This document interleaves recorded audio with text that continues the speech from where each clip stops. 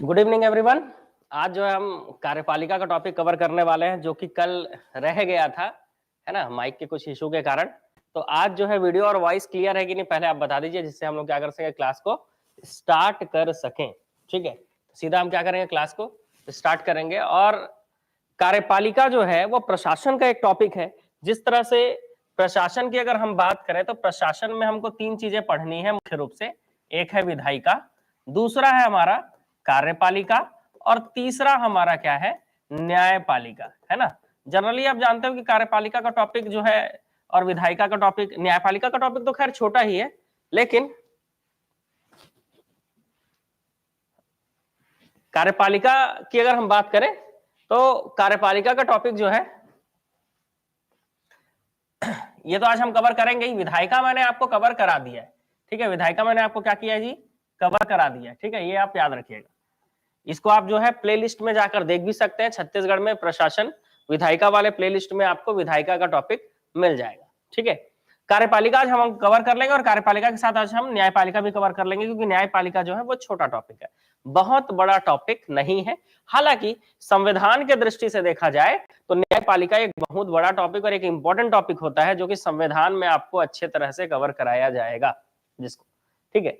लेकिन अगर हम बात करें छत्तीसगढ़ में प्रशासन की, तो इसमें आपको विधायिका और कार्यपालिका को बहुत ही अच्छे से कवर करना होगा, ठीक है।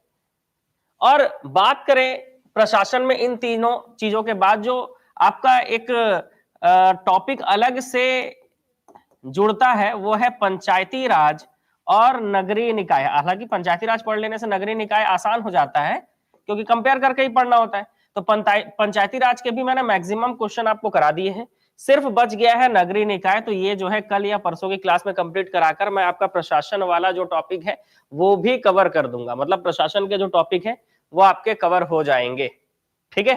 तो जो प्रशासन का टॉपिक है वो आपका कवर करा दूंगा मैं। ये आपका आज कार्यपालिका और न्यायपालिका हम कवर करेंगे। तो तैयार हैं आप सब, क्योंकि कल के क्लास में रह गया था, तो आज हमको इसको कवर करना ही है। किसको? कार्यपालिका और न्यायपालिका को, ठीक है। चलो, very good evening all of you. स्वागत है भाई आप सभी का। आज वीडियो में मेरे को लाइक कम दिख रहा है, बताए तो मेरा उत्साह बढ़े उसके लिए आपको कुछ करना पड़ेगा। और वो क्या करना पड़ेगा? वीडियो को लाइक करना पड़ेगा। तो हम क्लास को स्टार्ट करते हैं बिल्कुल समय बर्बाद किए बिना, क्योंकि जान रहे हो 100+ क्वेश्चन चलने हैं और कार्यपालिका को बिल्कुल जीरो से हीरो के लेवल पे देखना है, बताए। क्योंकि जनरली जो है कार्यपालिका का टॉपिक जो है थोड़ा सा टफ भी रहता है। तो आप लोग से यही उम्मीद है कि आप क्या करेंगे, क्लास में आपका कंसंट्रेशन क्लास में हो, ताकि जो चीजें मैं आपको बता रहा हूं वो चीजें आपके दिमाग में रहे और वो चीजें बार बार बताने की आपको जरूरत ना पड़े। और स्टार्टिंग में जो क्वेश्चन हम करेंगे उन क्वेश्चंस से के माध्यम से आगे के क्वेश्चंस भी हमारे बनने चाहिए, ठीक है। मैं तो ठीक हूं भाई, और तबीयत भी ठीक है। आप बताइए, आप लोगों का क्या हाल चाल है?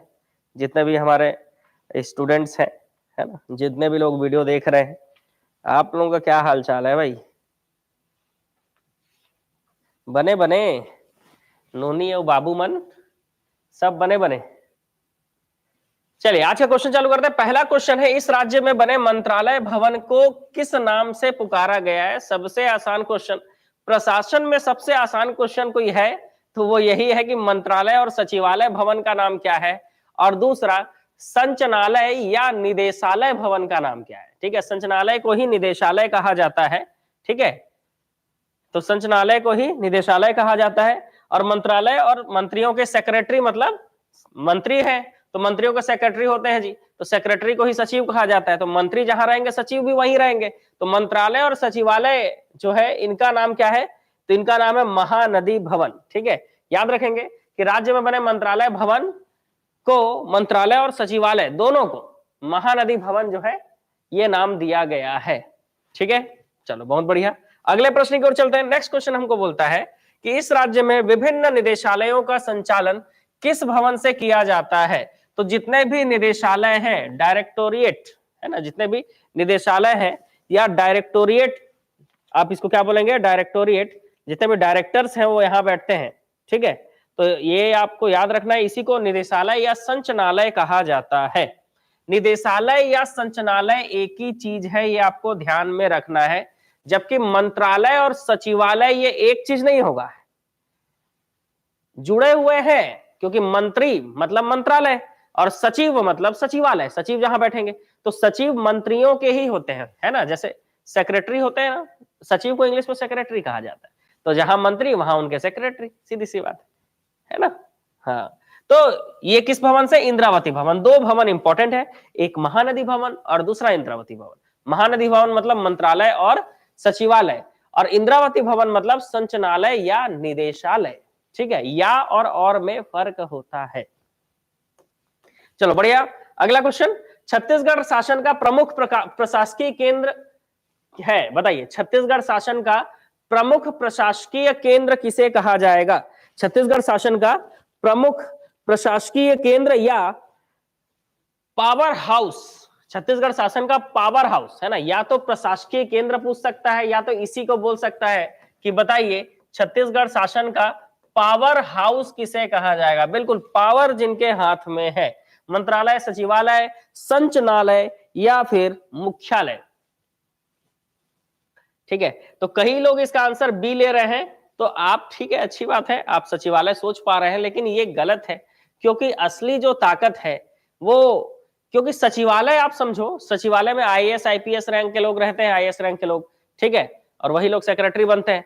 ये जो नौकरशाही है, ये सरकारी नौकरी वाला जो चीज है ना, जिन लोग नौकरी में है वो नौकरशाही में आते हैं, और नौकरशाही को के पास जो है प्रमुख प्रशासकीय केंद्र या पावर हाउस नहीं कहा जा सकता, क्योंकि जो राजनीतिज्ञ होता है, जो विधायक होता है या जो सांसद होता है, असली पावर इनके पास है, जब वो क्या बन जाते हैं? मंत्री बन जाते हैं, और मंत्री बन के जहां पर कहां बैठते हैं? मंत्रालय में। क्योंकि अगर राज्य को चलाना है तो राज्य को चलाने का जो मुख्य कार्य है वो मंत्रालय का है ना, मंत्रियों का है। सचिवालय क्या करता है? सचिवालय उनके कामों में मदद करता है, सचिवालय उन कामों को करने के लिए प्रतिबद्ध है। ठीक, इसलिए आपको आंसर याद रखना है कि छत्तीसगढ़ सरकार शासन कौन चलाता है भाई? मंत्रालय, या आपको बोल सकते हैं पावर हाउस या प्रशासकीय केंद्र आपको पूछा जाए तो आपको मंत्रालय याद रखना है। इस क्वेश्चन को पढ़कर क्या समझ में आ रहा है कि छत्तीसगढ़ शासन का प्रमुख प्रशासकीय केंद्र कहलाता है, मतलब छत्तीसगढ़, देखो जब होता क्या था, जब राजा रानियों का शासन हुआ करता था तो उस समय मेरा वचन ही मेरा शासन चलता था। ठीक है, क्या चलता था? मेरा वचन ही मेरा शासन। तो उस समय हम क्या करते थे? शासन कहा करते थे, बताए। लेकिन अब इसी चीज को, क्या लोकतंत्र है भाई, तो इसी में इसको क्या कहा जाता है? प्रशासन कहा जाता है। शासन के जगह प्रशासन क्यों कहा जाता है? क्योंकि यहाँ पर कोई एक व्यक्ति शासन नहीं चला रहा है, यहाँ पर लोगों द्वारा चुने गए प्रतिनिधि क्या करते हैं? शासन चलाने का काम करते हैं, इसलिए इसको प्रशासन कहा जाता है। समझ गए? और आप भी क्या पढ़ रहे हो? प्रशासन। लेकिन आप अगर मान लो 1947 के पहले वाले उसमें रहते और आप किसी रियासत का हिस्सा हुआ करते तो उस समय आप शासन पढ़ रहे होते। ठीक है, क्योंकि उस समय कोई एक राजा या रानी हुआ, मतलब एक राजा और उसकी रानी, ऐसे राजा जो हुआ करते थे या जो मुख्य हुआ करते थे वही क्या करते थे? शासन चलाते थे, और उनका अपना एक संविधान हुआ करता था। लेकिन आज के समय में देखा जाए तो भारत में, पूरे भारत का एक ही संविधान है, और हर राज्यों में अपना अपना तरीके से क्या है? उस संविधान के तहत ही प्रशासन चलाते हैं। ठीक है, क्लियर? तो इसलिए इसको प्रशासन कहा जाता है। आप जो टॉपिक पढ़ रहे हो प्रशासन क्यों पढ़ रहे हो? ठीक है, तो प्रशासन इसलिए कहते हैं क्योंकि अब जो है कोई एक व्यक्ति राजा बन गया और उसी का बेटा अगला राजा बनेगा, उसी का बेटा अगला राजा बनेगा, ऐसा नहीं। अब जो है जनता द्वारा चुने गए प्रतिनिधि क्या करते हैं? शासन चलाने का काम करते हैं, इसलिए इसको प्रशासन कहा जाता है। क्लियर? हाँ, चलो आगे बढ़ेंगे, नेक्स्ट क्वेश्चन की ओर चलेंगे। कल के क्लास की अगर मैं बात करूं तो कल क्या था, थोड़ा सा माइक में इशू आ गया था, इस कारण जो है कल की क्लास नहीं हो पाई थी। दूसरा, यहाँ पर जो है इलेक्ट्रिसिटी वाला काम चल रहा था, जिसके कारण डिजिटल बोर्ड क्या हो रहा था? बार बार बंद हो जा रहा था, बताए। तो एक फ्लो जो रहता है ना, वो बीच में टूट जाने के कारण कल क्लास नहीं हो पाई थी। इस कारण मैंने बोला भी था कि कल नहीं हो पाई, कोई दिक्कत नहीं, नेक्स्ट डे ये क्लास हम कंप्लीट करेंगे, इसीलिए इस क्लास को आज हम कंप्लीट कर रहे हैं। तो कल के क्लास के लिए टेंशन लेने की बिल्कुल भी जरूरत नहीं है। ठीक है, चलो आगे बात करते हैं, राज्य शासन के कार्यों की प्रक्रिया के सिद्धांतों का निर्माण करने वाली प्रमुख शक्ति कौन सी है?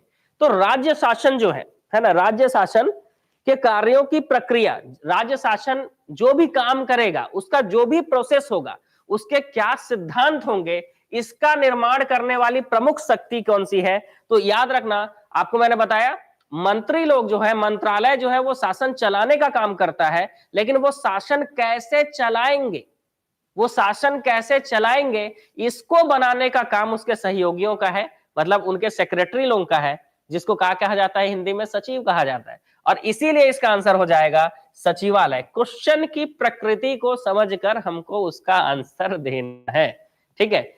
तो इस क्वेश्चन की प्रकृति क्या थी? इसमें जो है देखो, मंत्रियों का काम क्या है, मंत्रालय का काम क्या है? शासन चलाना। लेकिन शासन चलाने के लिए जरूरी क्या है, ठीक है, वो नीतियां कैसे बनेंगी, उनका ड्राफ्ट कैसे तैयार होगा, ये पूरी चीजें सचिवालय करती है ना। सचिवालय का काम है काम करना, ठीक है। और उस काम को, मतलब होता नहीं है कि काम कोई और कर रहा है और चेहरा किसी और का है। जैसे यहीं पर फॉर एग्जांपल लेते हैं, जैसे ये जो कंटेंट आपका रेडी हो रहा है, ठीक है, तो क्वेश्चन हमने सेलेक्ट कर लिया है, लेकिन इसको टाइप करने वाले ऑपरेटर लोग हैं, ठीक है, उन लोग क्या कर रहे हैं? इस कंटेंट को रेडी कर रहे हैं। चेहरा हमारा है क्योंकि पढ़ा हम रहे हैं, बताए इस चीज को, लेकिन इस चीज को तैयार कौन कर रहा है? हमारे सेक्रेटरी लोग, ऐसा समझो, है ना। तो हमारा जो सचिवालय वाला डिपार्टमेंट है वो क्या कर रहा है? इस चीज को तैयार कर रहा है, ठीक है, और हम सामने पढ़ा रहे हैं इस चीज को। तो समझे, मंत्रालय और सचिवालय का कंडीशन अब आपको समझ में आ रहा होगा कि मंत्रालय क्या होता है और सचिवालय क्या होता है। तो सचिवालय से ये डॉक्यूमेंट रेडी होके आ रहा है और मंत्रालय से काम चल रहा है भाई, बिल्कुल, ठीक है। हाँ, तो इस तरह से आप समझ सकते हो कि कोई भी काम करना है, वो काम कैसे होगा, इसका निर्माण करने वाली प्रमुख शक्ति किसके पास होता है? सचिवालय के पास, क्योंकि सचिवालय बताएगा, ठीक है। चलो आगे बढ़ेंगे। नेक्स्ट, राज्य सरकार में नीतियों को क्रियान्वित करने के लिए कौन उत्तरदायी है? राज्य सरकार में नीतियों को क्रियान्वित करने के लिए कौन उत्तरदायी है? देखो जी, कंटेंट की जहां तक बात है, वो मैनेजमेंट टीम देखती है कि कौन सा कंटेंट कब तक यूट्यूब में रहेगा। अगर आपको पढ़ा दिया गया है तो बस एक ही चीज याद रखना है कि काल करे सो आज कर और आज करे सो अभी। अगर आपको फ्री में कोई चीजें मिली हुई है तो उसका आप उपयोग कर लीजिए, क्योंकि फ्री की चीजें ज्यादा दिन तक नहीं रहती है, ठीक। चलो, तो राज्य सरकार की नीतियों में उसी तरह से जो वीडियोस हैं, भूगोल का मैंने हर टॉपिक कंप्लीट कराकर 17 टॉपिक मैंने आपको 23 वीडियो में कंप्लीट कराकर एक प्लेलिस्ट बनाकर आपको लिंक भी भेज दिया है, और रोज मैं आपको लिंक सेंड करवाता भी हूं, बताएं कि आप वो 23 वीडियो आप कवर कर लो, ताकि वो वीडियो हटने से पहले आप क्या कर सकें, उसको पूरा कवर कर सकें। उसके बाद भी अगर आप नहीं देखोगे तो ये समस्या हमारी नहीं है, ठीक है ना। आप यूट्यूब में क्लिक करेंगे और प्लेलिस्ट में जाएंगे तो आपको ये चीजें दिख जाएंगी, ठीक है। बाकी मैनेजमेंट टीम से ये मतलब निर्णय आया है कि अब जो है 1 तारीख को, है ना, जो गांधी चौक वाला ब्रांच ओपन हो रहा है, मैंने आपको बताया था गांधी चौक में, है ना, गांधी चौक से आप किधर जाओगे? दयालबंद वाले रास्ते में जाओगे, ज्यादा दूर नहीं है, गांधी चौक से 40 या 50 कदम। गांधी चौक से, मतलब ये गांधी चौक है ना, ठीक है, तो इस गांधी चौक से ये दयालबंद वाला रास्ता है, इसमें जो है बैंक ऑफ इंडिया है ना, बैंक ऑफ इंडिया के बगल में ही क्या है, हमारा एकेडमी ओपन हो रहा है ना, युवा एकेडमी। 1 जनवरी से रजिस्ट्रेशन चालू हो रहा है सीजीपीएससी के प्री के क्रैश कोर्स का, ठीक है, सीजीपीएससी प्री क्रैश कोर्स, जो कि बिल्कुल क्या रहने वाला है? फ्री रहने वाला है। ये चीजें, ये जो बैच है ये इवनिंग में रहेगा 5 से 8 में, 3 घंटे आपको डेली 3 घंटे की क्लासेस मिलेंगी। 1 जनवरी को रजिस्ट्रेशन होगा और 2 जनवरी से क्लासेस स्टार्ट हो जाएंगी, ठीक है। तो ये जो है रजिस्ट्रेशन कराने आप 1 तारीख को आ सकते हैं। कितने समय आना है वो जल्द ही आपको बता दिया जाएगा, ठीक है, इसको ध्यान रखिएगा। अगर आप नहीं आ सकते तो आसपास जो भी, क्योंकि ऑनलाइन वालों को तो हम एमसीक्यूज करा ही रहे हैं फ्री में, लेकिन ऑफलाइन वालों के लिए भी हम कुछ कर रहे हैं।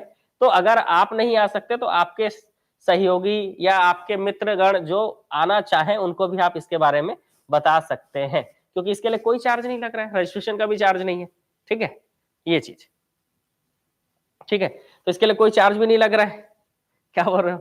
अब सुविधा में और सुविधा चाहिए, ये तो वही बात हो गई कि खाना खाने गए हैं होटल, तो बना बुनाया खाना मिल जा रहा है, तो जो परोसने वाला है उसको बोल रहे एक काम कर, चबा ले मुंह में, है ना, उसके बाद चबा के हमारे मुंह में डाल दे ताकि सीधा खाना पेट में चला जाए, इस तरह से, ठीक है।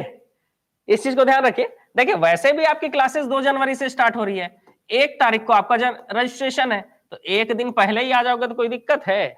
1 तारीख को आपको आना है, रजिस्ट्रेशन कराना है, 2 तारीख से आपको क्लासेस अटेंड करना है, सीधी सी बात है। इसमें कोई बहुत बड़ा चीज थोड़ी ना है।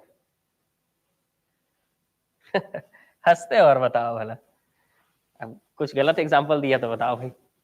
न्यू ईयर है, इसी कारण तो हम क्लासेस 2 तारीख से चालू कर रहे हैं, बताए क्योंकि न्यू ईयर है तो 31 को आप न्यू ईयर मनाएंगे, 31 मतलब 1 तारीख को, और 1 तारीख को न्यू ईयर मनाकर आप यहाँ पहुंच जाओगे, ठीक है। हाँ, अब पढ़ने वालों के लिए क्या न्यू ईयर है ना, पढ़ने वालों के लिए कोई न्यू ईयर नहीं है, सीधी सी बात है। 1 तारीख को जो भी आपको एंजॉयमेंट करना है आसपास के एरिया में एंजॉयमेंट किए, और फिर आप 1 तारीख को पहुंच गए बिलासपुर और रजिस्ट्रेशन कराए, और 2 तारीख से क्लासेस स्टार्ट, है ना। क्योंकि 1 तारीख को बहुत सारे लोग जो है हो सकता है घूमने उमने जाए, तो इसीलिए हमने ओपनिंग का डेट थोड़ा सा 1 दिन आगे बढ़ा दिया है। हमने ओपनिंग का डेट इसीलिए 2 तारीख का रखा है, ठीक है, कि 2 तारीख को हमारा ओपनिंग रहेगा, ताकि मैक्सिमम बच्चे जो है जो क्लासेस अटेंड करेंगे क्रैश कोर्स का, वो 2 तारीख को पहुंच सके।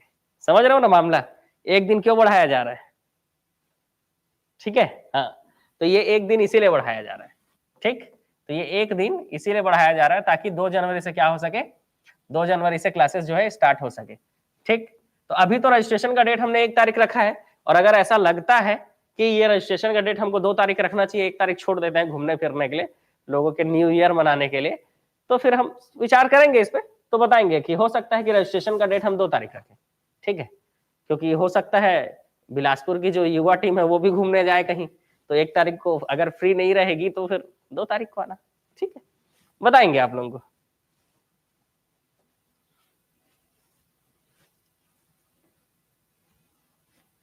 ठीक,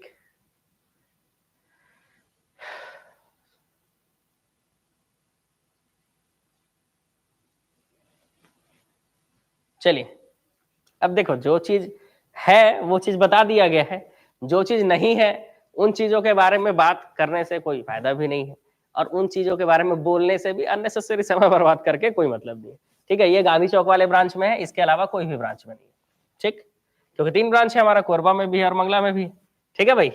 चलो, हाँ, तो ये वाला क्वेश्चन तो हो गया था हमारा।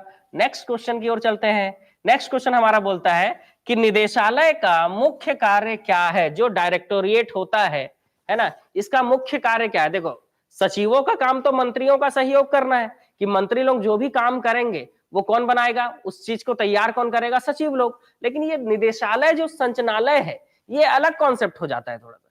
इसका मेन काम क्या है, तो मंत्री लोग जो भी नियम कानून बनाएंगे, या छत्तीसगढ़ सरकार, है ना, क्योंकि हम छत्तीसगढ़ शासन के बारे में पढ़ रहे हैं, तो छत्तीसगढ़ सरकार जो भी नियम कानून बनाएगी, छत्तीसगढ़ सरकार जो भी नियम कानून बनाएगी, उस नियम कानून को क्या करना, नीति का क्रियान्वयन करने का काम इनका है। क्योंकि ना तो ये कानून बनाते हैं, ना तो किसी चीज के लिए निर्णय लेते हैं, ना तो किसी आंकड़ों का संग्रहण करते हैं, तो क्या करते हैं ये, तो जो भी कानून बनाए जाते हैं, जो भी नीति बनाई जाती है, जो भी पॉलिसी बनाया जाता है, जो भी योजनाएं बनाई जाती है, इन सभी को एग्जीक्यूट कराने का काम किसका है, तो इन सभी को एग्जीक्यूट कराने का काम निदेशालय का होता है। इन सभी को एग्जीक्यूट कराना, इन सभी को क्रियान्वित करने का काम क्या है, इन सभी को क्रियान्वित करने का काम किसका है, निदेशालय का है। रहने के लिए अब गांधी चौक जो है नाम ही काफी है, वहां पर रहने की इतनी सुविधाएं हैं, जैसा चाहोगे वैसा मिल जाएगा, बताए, मतलब जहां रहना चाहो, जैसा रहना चाहो वैसा मिल जाएगा। जितना लग्जरी लाइफ जीना चाहो लग्जरी भी जी सकते हो, आराम से ठीक ठाक जीना चाहो ठीक ठाक भी जी सकते हो, ठीक है। तो जैसा आप चाहो वैसा सुविधा मिल जाएगा, रहने की कोई ऐसा कोई दिक्कत वाली बात नहीं। लोग जब बिलासपुर आते हैं ना तैयारी करने के लिए, तो 2 ठो मतलब एक बैग और एक झोला, झोला मतलब बैग, ट्रॉली बैग वाला, या झोला भी समझ लो, तो एक लटकाने वाला बैग और एक हाथ में झोला, बस 2 ही चीज लेकर आते हैं, और सीधा आते हैं गांधी चौक, पहले पहुंचते हैं, एकेडमी जाते हैं, एडमिशन कराते हैं, और उसके बाद सीधा रूम खोजने के लिए निकलते हैं। 1 से 1.5 घंटे में उनको रूम मिल जाता है, वहां अपना सामान रखे, है ना, रूम रेंट दिए, एडवांस देना होता है क्योंकि एडवांस आपने रेंट दिया, बस मामला खत्म इतने पे। वो तो मैक्सिमम है जी, 2500 रुपए जो पर पर्सन है, 1500 से स्टार्ट होता है और 2500 तक जाता है, 2500 3000 तक, ठीक है। आराम से रूम मिल जाता है, कोई दिक्कत वाली बात ही नहीं है, ठीक, चलो आगे बढ़ेंगे, नेक्स्ट क्वेश्चन की ओर चलेंगे। नेक्स्ट क्वेश्चन हमारा क्या बोलता है, तो नेक्स्ट क्वेश्चन हमारा बोलता है छत्तीसगढ़ में शासन का सर्वोच्च कार्यालय कौन सा है? शासन का सर्वोच्च कार्यालय कौन सा है? सचिवालय, निदेशालय, कलेक्टोरेट, इसके अलावा क्या है, सॉरी कलेक्टोरेट नहीं लिखा है, गृह विभाग और सामान्य प्रशासन विभाग। शासन का सर्वोच्च कार्यालय, ठीक है, तो जो शासन चलता है उसका सर्वोच्च कार्यालय कौन सा है? तो आप जान रहे हो इसका सर्वोच्च कार्यालय, ठीक है, सर्वोच्च कार्यालय निदेशालय हो, गृह विभाग हो, सामान्य प्रशासन विभाग हो, ये सब एक डिपार्टमेंट है। लेकिन जो सचिवालय होता है वो अपने आप में क्या है, तो अपने आप में वो पूर्ण है और मंत्रियों को कौन सा काम करना है, क्या नहीं करना है, ठीक है, शासन कैसे चलेगा, किस तरीके से चलेगा, ये सब जो है डिसाइड करने का काम सचिवालय का होता है। इसलिए इस प्रश्न का उत्तर होगा सचिवालय। ये तो सिर्फ एक डिपार्टमेंट है जी, ये सिर्फ एक डिपार्टमेंट है जो जितने भी प्रशासन से जुड़े कर्मचारी हैं, अधिकारी हैं, वो कैसे काम करेंगे, उनका क्या जिम्मेदारी होगा, उनको कितना वेतन मिलेगा, हर चीज डिसाइड करने का काम सामान्य प्रशासन विभाग का होता है। लेकिन शासन चलाने के लिए प्रोसेस क्या होगा, कोई मंत्री है तो वो मंत्री कहाँ सम्मेलन में जा सकता है, किस सम्मेलन में उसको नहीं जाना है, ये सारा चीज डिसाइड करने का काम सचिवालय का। इसलिए इस प्रश्न का उत्तर क्या होगा, इस प्रश्न का उत्तर होगा आपका सचिवालय। ठीक है, तो शासन का सर्वोच्च कार्यालय क्या होता है, सचिवालय होता है। ठीक है, क्योंकि नीति निर्माण, देखो कानून बनाने का काम मंत्रियों का है, मंत्रालय का है, लेकिन वो कानून कैसा होगा, उस कानून का प्रोसेस क्या होगा, लागू होने के बाद क्या होगा, ये सारा चीज तो सचिवालय ही बनाता है। सेक्रेटरी लोग ही बना कर देते हैं। मतलब वही चीज है कि आवेदन जो है सेक्रेटरी लोग लिख रहे हैं और साइन कौन कर रहा है, मंत्री लोग, बस इतना ही। ठीक है, तो सीधी सी बात है, वो डॉक्यूमेंट बनाने का काम तो सचिवालय का ही है, तो इस हिसाब से सचिवालय ऊपर हुआ ना सबसे। और ये सब तो एक डिपार्टमेंट है, सिर्फ ये सिर्फ एक डिपार्टमेंट है जिनको जो काम दिया गया, वो जैसे नीति के क्रियान्वयन का काम इनको दिया गया है। गृह विभाग मतलब जान रहे हो, पुलिस विभाग जो है वो पूरा इनको दिया गया है ना, पुलिस का जो काम है वो गृह विभाग देखेगा और कोई काम देखेगा नहीं। सामान्य प्रशासन विभाग का काम क्या है कि जितने भी अधिकारी हैं, जितने भी कर्मचारी हैं, उनका क्या जिम्मेदारी होगा, है ना, किसको निकालना है, किसी को सस्पेंड कर देना है, क्या करना है क्या नहीं करना है, ये इनके हाथ में, बाकी कोई काम नहीं। मतलब एक पर्टिकुलर काम दे दिए गया है इनको।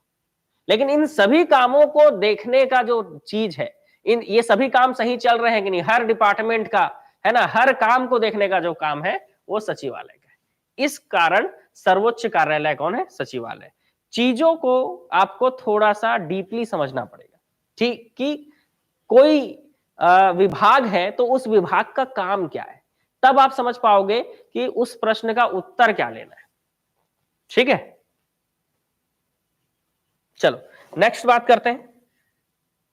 निम्नलिखित में से कौन सा विभाग राज्य सरकार का सर्वाधिक महत्वपूर्ण विभाग है? अच्छा एक चीज बता दूं मैं, आज जो है कौन सा टेस्ट था, आज गुरुवार को जो आज टेस्ट नंबर 4 होने वाला था, टेस्ट 4, ये जो है ये कल होगा। ठीक है, क्योंकि आज जो है कुछ उसमें टेक्निकल इशू आ गया था, इसलिए वो अपलोड नहीं हो पाया। तो ये टेस्ट नंबर 4 जो आप लोगों का होने वाला है, परिचारक, हॉस्टल वार्डन, एडीओ, जितने भी लोग हैं, जिनका भी टेस्ट 4 था, ठीक है, ये टेस्ट 4 गुरुवार की जिनके शेड्यूल में टेस्ट है, ये टेस्ट 4 जो है कल होगा।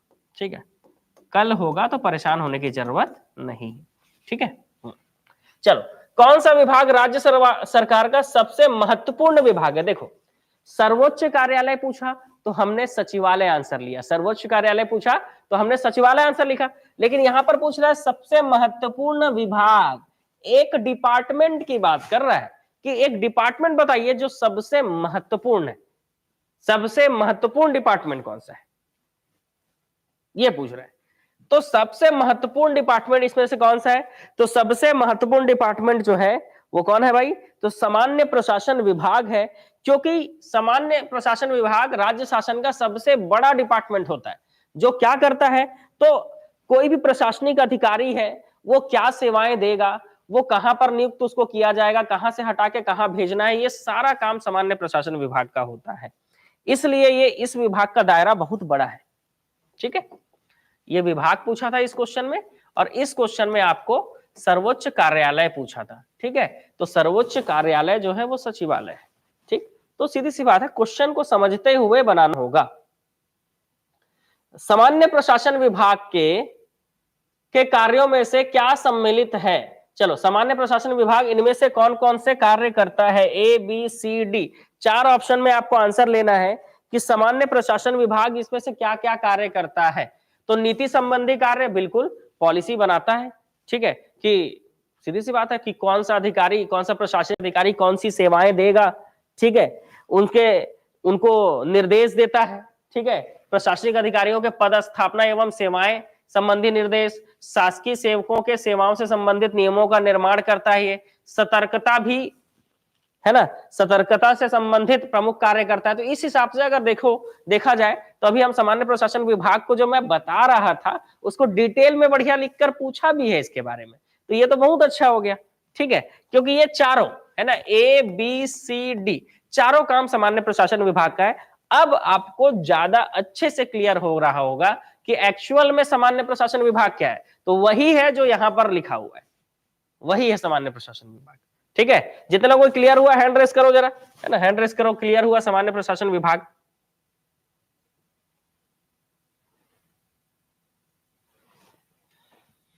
चलो, नेक्स्ट है, राज्य के मुख्यमंत्री सचिवालय का प्रशासनिक प्रमुख कौन होता है? राज्य के मुख्यमंत्री सचिवालय का प्रशासनिक प्रमुख कौन होता है, बताइए।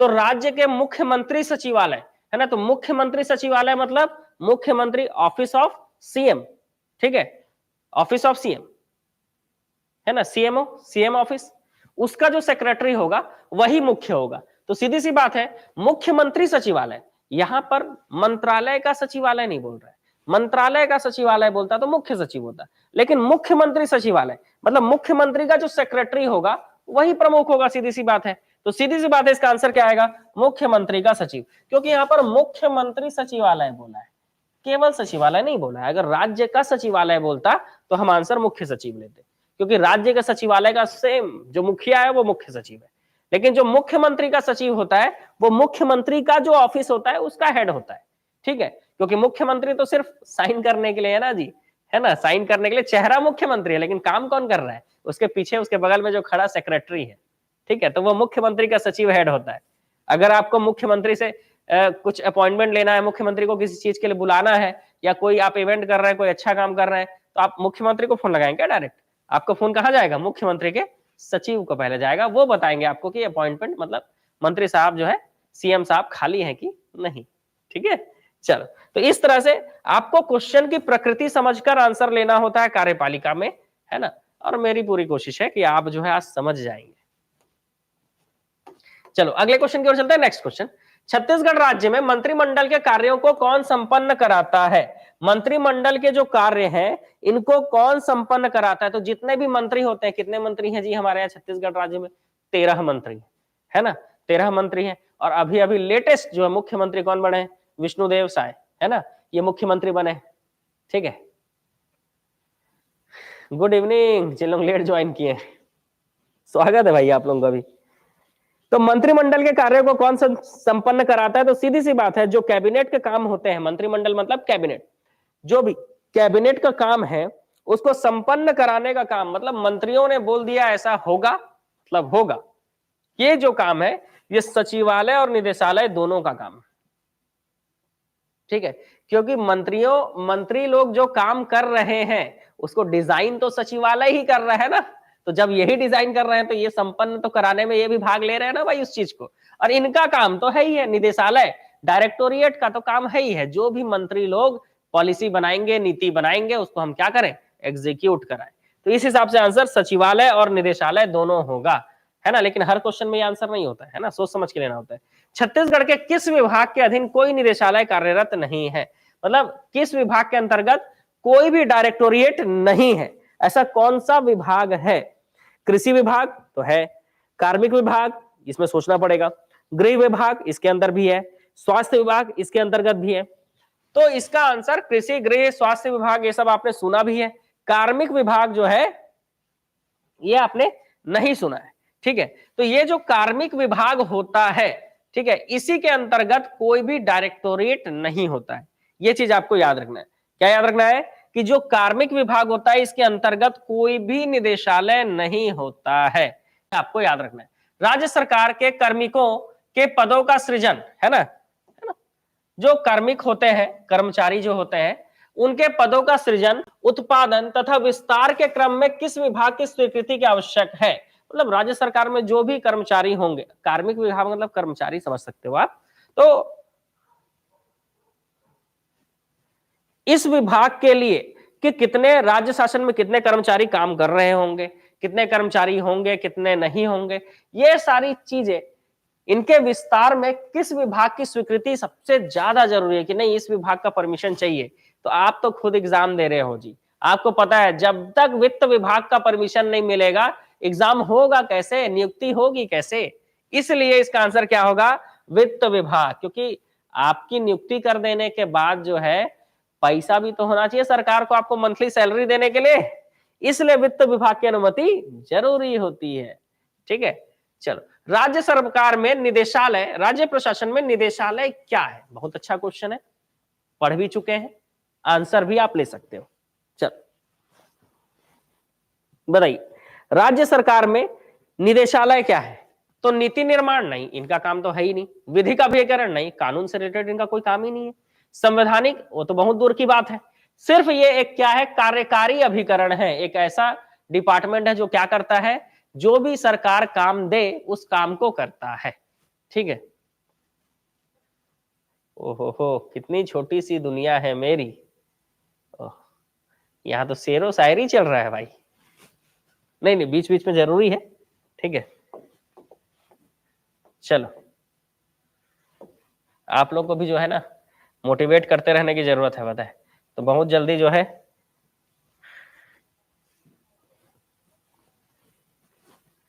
जैसे आपका वैकेंसी आएगी, बहुत जल्द आपका वैकेंसी आने वाला है, तो उस समय आपको जो है जोरदार मोटिवेट किया जाएगा।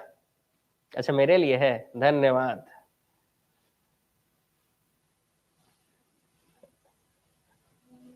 चलो तो बात करते हैं प्रशासनिक में ढांचे में किसे मस्तिष्क माना जाता है, ये दिमाग किसको माना जाता है, मतलब प्रशासनिक पद सोपान जो है प्रशासनिक ढांचे में दिमाग किसे माना जाता है। आज तो ताबड़तोड़ शायरी होने वाली है ऐसा, चलो एक आध शायरी हम भी आपको देते हैं फिर थोड़ी देर में, क्या बोलते हो।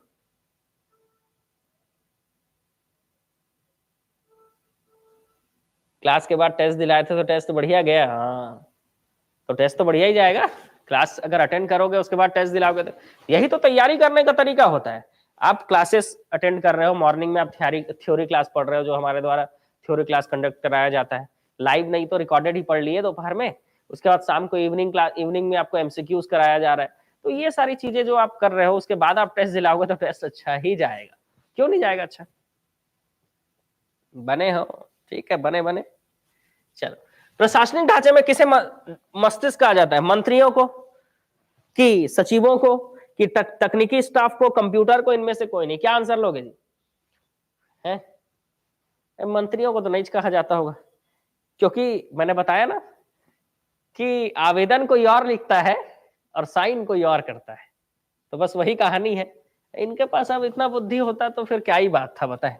ठीक है बुद्धि ऐसा नहीं है, लेकिन इतना भी बुद्धि नहीं है कि शासन कैसे चलाए इनको पता हो, क्योंकि इनको खुद नहीं पता रहता है कि हम मंत्री बनने वाले हैं, जितने भी पहली बार मंत्री बन रहे होते हैं इनको थोड़े ना पता है कि हम मंत्री बनने वाले। ठीक है, तो इनको पता ही नहीं है कि काम कैसे करना है, लेकिन जो सचिवालय में बैठे हुए सचिव लोग हैं वो लोग तो परमानेंट है ना, वो लोग तो शासन चलाने का काम कर रहे हैं, सीधी सी बात है, उनको पता है क्या करना है क्या नहीं करना है, इसीलिए जो दिमाग है शासन कैसे चलेगा ये डिसाइड करता है कौन, सचिवालय के सचिव लोग। ठीक है, देखो भाई आप लोगों के लिए एक शायरी और आ गया भाई, डूब जाए आसानी से मैं वो कश्ती नहीं, मिटा सको तुम मुझे ये बात तुम्हारे बस की नहीं। वाह वाह, चलो आगे बढ़े। ठीक है, तो सचिव, जो सचिव होते हैं, सेक्रेटरी जो होता है ना, ऐसा सेक्रेटरी बोल रहा हूं तो इसका मतलब छोटा पद है मत समझ लेना भाई, बहुत रोल है, सेक्रेटरी बन जाना इतना आसान काम नहीं है। मुख्य सचिव का क्या पावर होता है, कभी मुख्य सचिव के बारे में पढ़ोगे तो समझ में आएगा, या प्रशासन के टॉपिक में जब मैं मुख्य सचिव के बारे में पढ़ाऊंगा ना तब आपको समझ में आएगा कि एक्चुअल में मुख्य सचिव का पावर क्या होता है। चीफ सेक्रेटरी बोलने के लिए सेक्रेटरी है, लेकिन पावर उसका मंत्री के जैसा है भाई, बिल्कुल। ठीक है। चलो आगे बढ़े। कौन है ये समालोचक? चलो आगे बढ़ते हैं। राजस्व प्रशासन में कौन सा सम्मिलित नहीं है? कलेक्टर, डिप्टी कलेक्टर, अनुविभागीय अधिकारी, तहसीलदार। तो राजस्व प्रशासन में कलेक्टर से लेकर पटवारी तक होते हैं, सिर्फ एक व्यक्ति को छोड़कर, वो होता है डिप्टी कलेक्टर। डिप्टी कलेक्टर जो है राजस्व में नहीं आता है, रेवेन्यू डिपार्टमेंट के अंतर्गत ये नहीं आता है। तो ये आप याद रखिएगा जब भी आप डिप्टी कलेक्टर बनेंगे, है ना। अच्छा जिंदगी कटेगा, है ना, बिल्कुल टेंशन फ्री लाइफ रहेगी। ठीक, तो मस्त जिंदगी कटेगा, टेंशन फ्री लाइफ रहेगी, क्योंकि जितने भी रेवेन्यू डिपार्टमेंट हमें आते हैं उनके पास जो है काम की कमी नहीं होती है, और जो है रेवेन्यू डिपार्टमेंट के लोग जो है बहुत ही परेशान रहते हैं। ठीक है, क्योंकि इनके ऊपर वर्कलोड ज्यादा रहता है, रेवेन्यू वाला चीज है ना भाई। छत्तीसगढ़ ग्रामीण विकास विभाग का प्रशासनिक प्रमुख कौन होता है? अच्छा क्वेश्चन है ना। पंचायत एवं ग्रामीण विकास विभाग। आपको मैं एक चीज बता दूं कि जितने भी विभाग होते हैं हर किसी में कोई ना कोई प्रशासनिक प्रमुख होता है, और हर किसी को अलग अलग नाम से जाना जाता है। ठीक है, जैसे स्कूली शिक्षा विभाग, नगरीय प्रशासन एवं विकास विभाग, महिला एवं बाल विकास विभाग। ये 3 विभाग ऐसे हैं जिसके प्रशासनिक प्रमुख को संचालक कहा जाता है। ये तो आसान हो गया, लेकिन बाकी का याद करने में जान छूट जाएगा। ठीक है, जैसे वन विभाग का प्रमुख क्या होता है? प्रधान मुख्य वन संरक्षक। बड़ा लंबा नाम है भाई। वन विभाग का प्रमुख मतलब एक फॉरेस्ट डिपार्टमेंट जो है, पूरे छत्तीसगढ़ का जो जंगल है उसका जो प्रमुख होगा वो क्या होगा? प्रधान मुख्य वन संरक्षक। इतना लंबा नाम है भाई।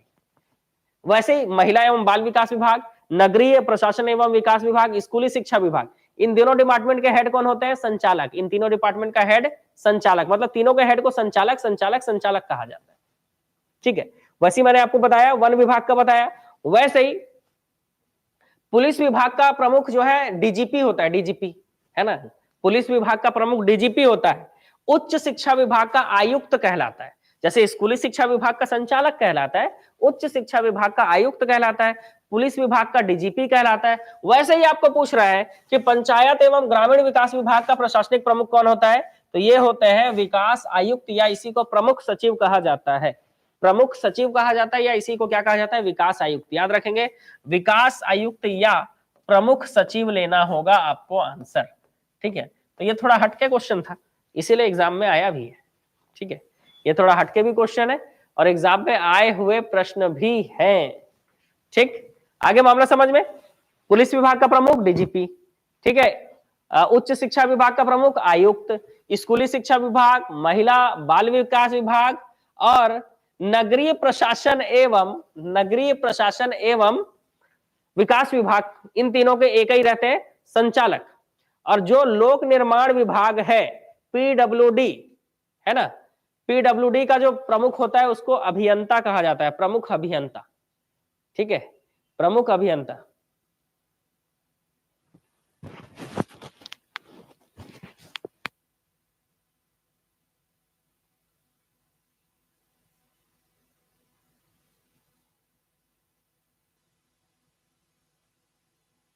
क्या हो गया जी?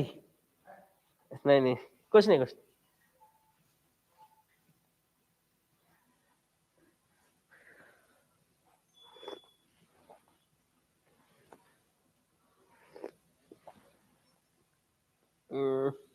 क्या बोल रहे हो? पटवारी का कोर्स परचेस किए हो, एप्लीकेशन में लिए हो कि हमारे द्वारा दिया गया फोन पे या गूगल पे नंबर पे पेमेंट किए हो? बताओ जरा पहले, क्योंकि अगर आप एप्लीकेशन पर पेमेंट किए होगे तो आप डायरेक्ट ज्वाइन हो चुके हो, बस आपको देखना नहीं आ रहा है तो वो बता दिया जाएगा आपको। और अगर आपने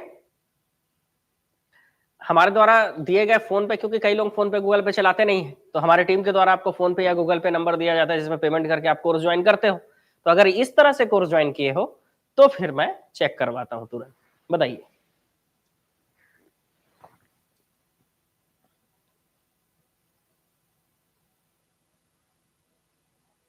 शायरी तो बहुत अच्छा है बघेल जी।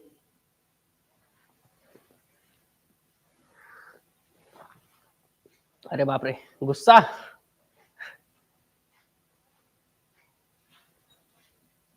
अच्छा फोन पे किए हो। इनका जो है एक दीपक बखेल करके एक मैसेज आया हुआ है। अच्छा, दीपक बखेल करके एक मैसेज आया हुआ है, देख लीजिएगा। तो पटवारी कोर्स के लिए पेमेंट किए, आया क्या? अच्छा ठीक है, आपका ज्वाइन हो जाएगा, ठीक है, थोड़ी देर में, थोड़ी देर में आपका ज्वाइन हो जाएगा, करवा देंगे ज्वाइन, ठीक है, चिंता मत करो जी, है ना, स्क्रीनशॉट भेजे हो ना, कोई दिक्कत नहीं है। क्या है ना, अभी टीम पे जो है वर्कलोड थोड़ा ज्यादा है, इसीलिए जो है अभी क्या है ना, आज जो टेस्ट होना था ना, वो टेस्ट अपलोड नहीं हो पाया है, तो टीम क्या है उसी पे वर्क कर रही है, इस कारण हो सकता है आपका मैसेज नहीं देखी होगी, या देखे भी होंगे तो लोग नोट करके रखे होंगे कि कल आपको ज्वाइन करा देंगे। बाकी मैं बोल दिया हूँ, आपको थोड़ी देर में कॉल आ जाएगा, वो लोग ज्वाइन करा देंगे, ठीक है।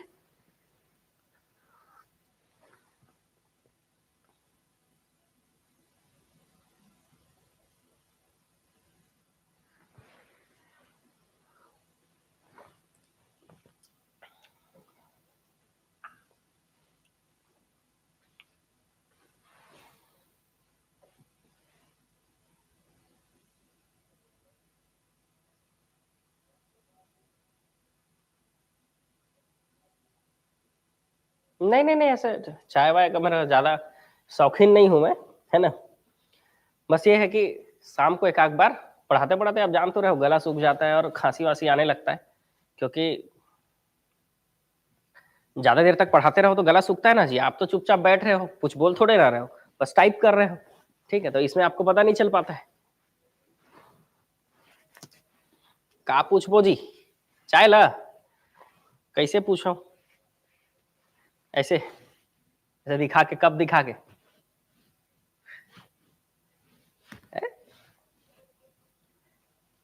आओगे ना मिलने तब पिलाएंगे चाय आप लोगों को, ठीक है, मिलने आओगे तब।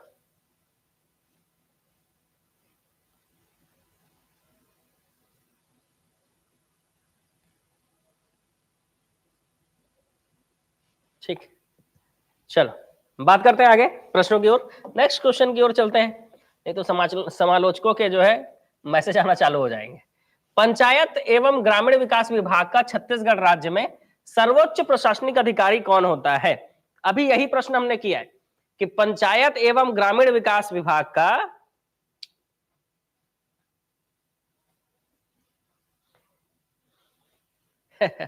तुहू मन पीहू का नोनी बाबू मन, चाह, चाय को हमारे यहाँ चाह बोलते हैं, चाह।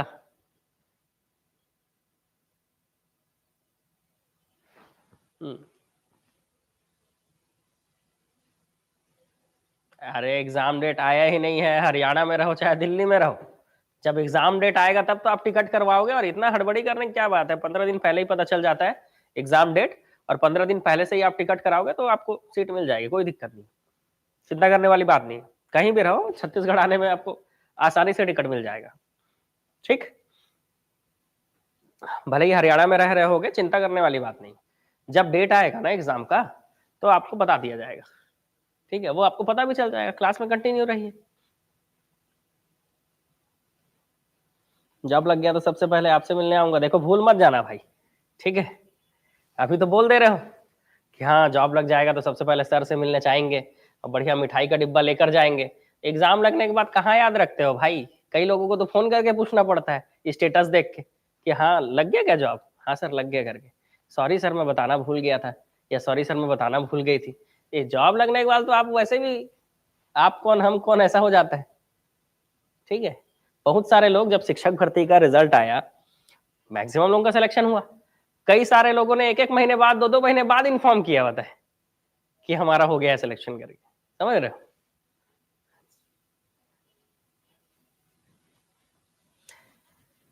तो ये होता है विकास आयुक्त या प्रमुख सचिव। अगले क्वेश्चन की ओर चलते हैं। प्रशासन की आधारभूत इकाई है, प्रशासन की आधारभूत क्या इकाई है जी, बताइए। प्रशासन की आधारभूत इकाई, जिला, राजस्व प्रभार या उपसंभाग, तहसील या मंडल या ग्राम। तो प्रशासन की जो आधारभूत इकाई है वो आपसे पूछा जा रहा है, बताइए।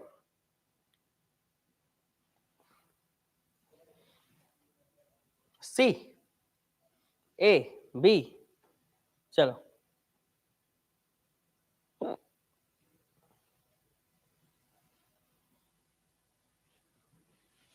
आंसर है जिला, क्योंकि राज्य शासन जो भी नियम बनाती है उसको लागू करने का काम जिला प्रशासन का होता है ना, जिला के जिलाधीश का होता है, जिसको हम कलेक्टर कहते हैं।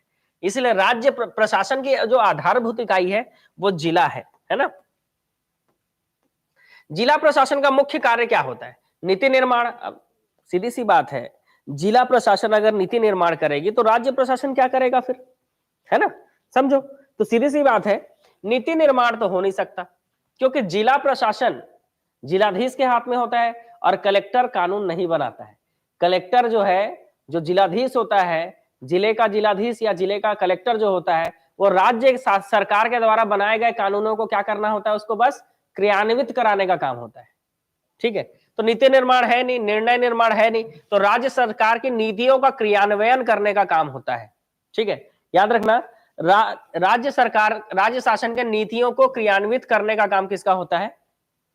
आपके जिला प्रशासन का मुख्य कार्य होता है। ठीक, चलो आगे बढ़े। चलो अगले क्वेश्चन की ओर चलते हैं। नेक्स्ट क्वेश्चन है, जिला के प्रमुख प्रशासनिक अधिकारी को क्या कहते हैं? तो आप जान रहे हो, जिला का जो प्रमुख प्रशासनिक अधिकारी होता है वो होता है कलेक्टर, IAS जिसको बोलते हैं। आप IAS का तैयारी करते हैं ना, कई लोग IAS का, UPSC का तैयारी करते हैं और इस तरह से डूब जाते हैं कि एक तरफ कुआं होता है और एक तरफ खाई, पता नहीं क्या करें, समझ में नहीं आता है ना। IAS अगर यहाँ पर आ ही गया है, कलेक्टर की अगर बात आ ही गई है, तो एक चीज जरूर मैं आपसे कहना चाहूंगा कि दूसरों को देखकर कभी भी जोश में नहीं आना चाहिए। पहले आप अपने योग्यता को समझिए कि क्या आप जो है IAS के एग्जाम के तैयारी के लिए प्रिपेयर हैं, खुद के अंदर आपके अंदर कॉन्फिडेंस है कि नहीं। दूसरों को देखकर अगर आपके अंदर कॉन्फिडेंस आ रहा है तो ये गलत है। सबसे पहले आपको छोटे छोटे टारगेट बनाने चाहिए, ठीक है, और उसके बाद जो है आपको आगे बढ़ना चाहिए। तो खास करके कलेक्टर की तैयारी कर रहे हैं या IAS की तैयारी कर रहे लोगों को देखकर कॉन्फिडेंस नहीं आना चाहिए। अगर आपके अंदर खुद के अंदर कॉन्फिडेंस है ना कि आप IAS निकाल लोगे, तब आपको IAS का तैयारी करना चाहिए। ठीक है, क्योंकि जान रहे हो, रील्स हो चाहे इंस्टाग्राम हो, ये सब में IAS के लिए मोटिवेशन बहुत जोरदार चलता है। पता है, कलेक्टर बन जाओगे तो ये मिलेगा, वो मिलेगा, ऐसा होगा, वैसा होगा, और क्या होता है, हम जोश में आ जाते हैं और जोश में आकर हम क्या करते हैं, अपना समय तो बर्बाद कर ही देते, पैसा भी बर्बाद होता है। ठीक, तो उससे अच्छा है कि अपनी योग्यता को समझे, अपने अंदर के कॉन्फिडेंस को समझे और उस हिसाब से छोटे छोटे टारगेट्स को पहले पूरा करें। ठीक है, तो छोटा टारगेट क्या होगा? छोटा टारगेट यही होगा कि छत्तीसगढ़ व्यापम जो होता है, CG व्यापम, या अपने अपने स्टेट का जो व्यापम होता है, उसको हम पहले क्या करें, निकालें, है ना। तब तो कॉन्फिडेंस आएगा जी कि हाँ मैं एग्जाम निकाल सकता हूँ करके। पहले एक सीढ़ी तो चढ़ो, तब सीधा तीसरे चौथे सीढ़ी में। अब आप सोचोगे कि सीढ़ी चढ़ रहे हैं हम, सीधा चौथे सीढ़ी में छलांग मार देंगे, तो ऐसा थोड़े ना होगा, एक सीढ़ी पहले चढ़ना पड़ेगा आपको। राज्य प्रशासन में कलेक्टर की तुलना किससे की जा सकती है?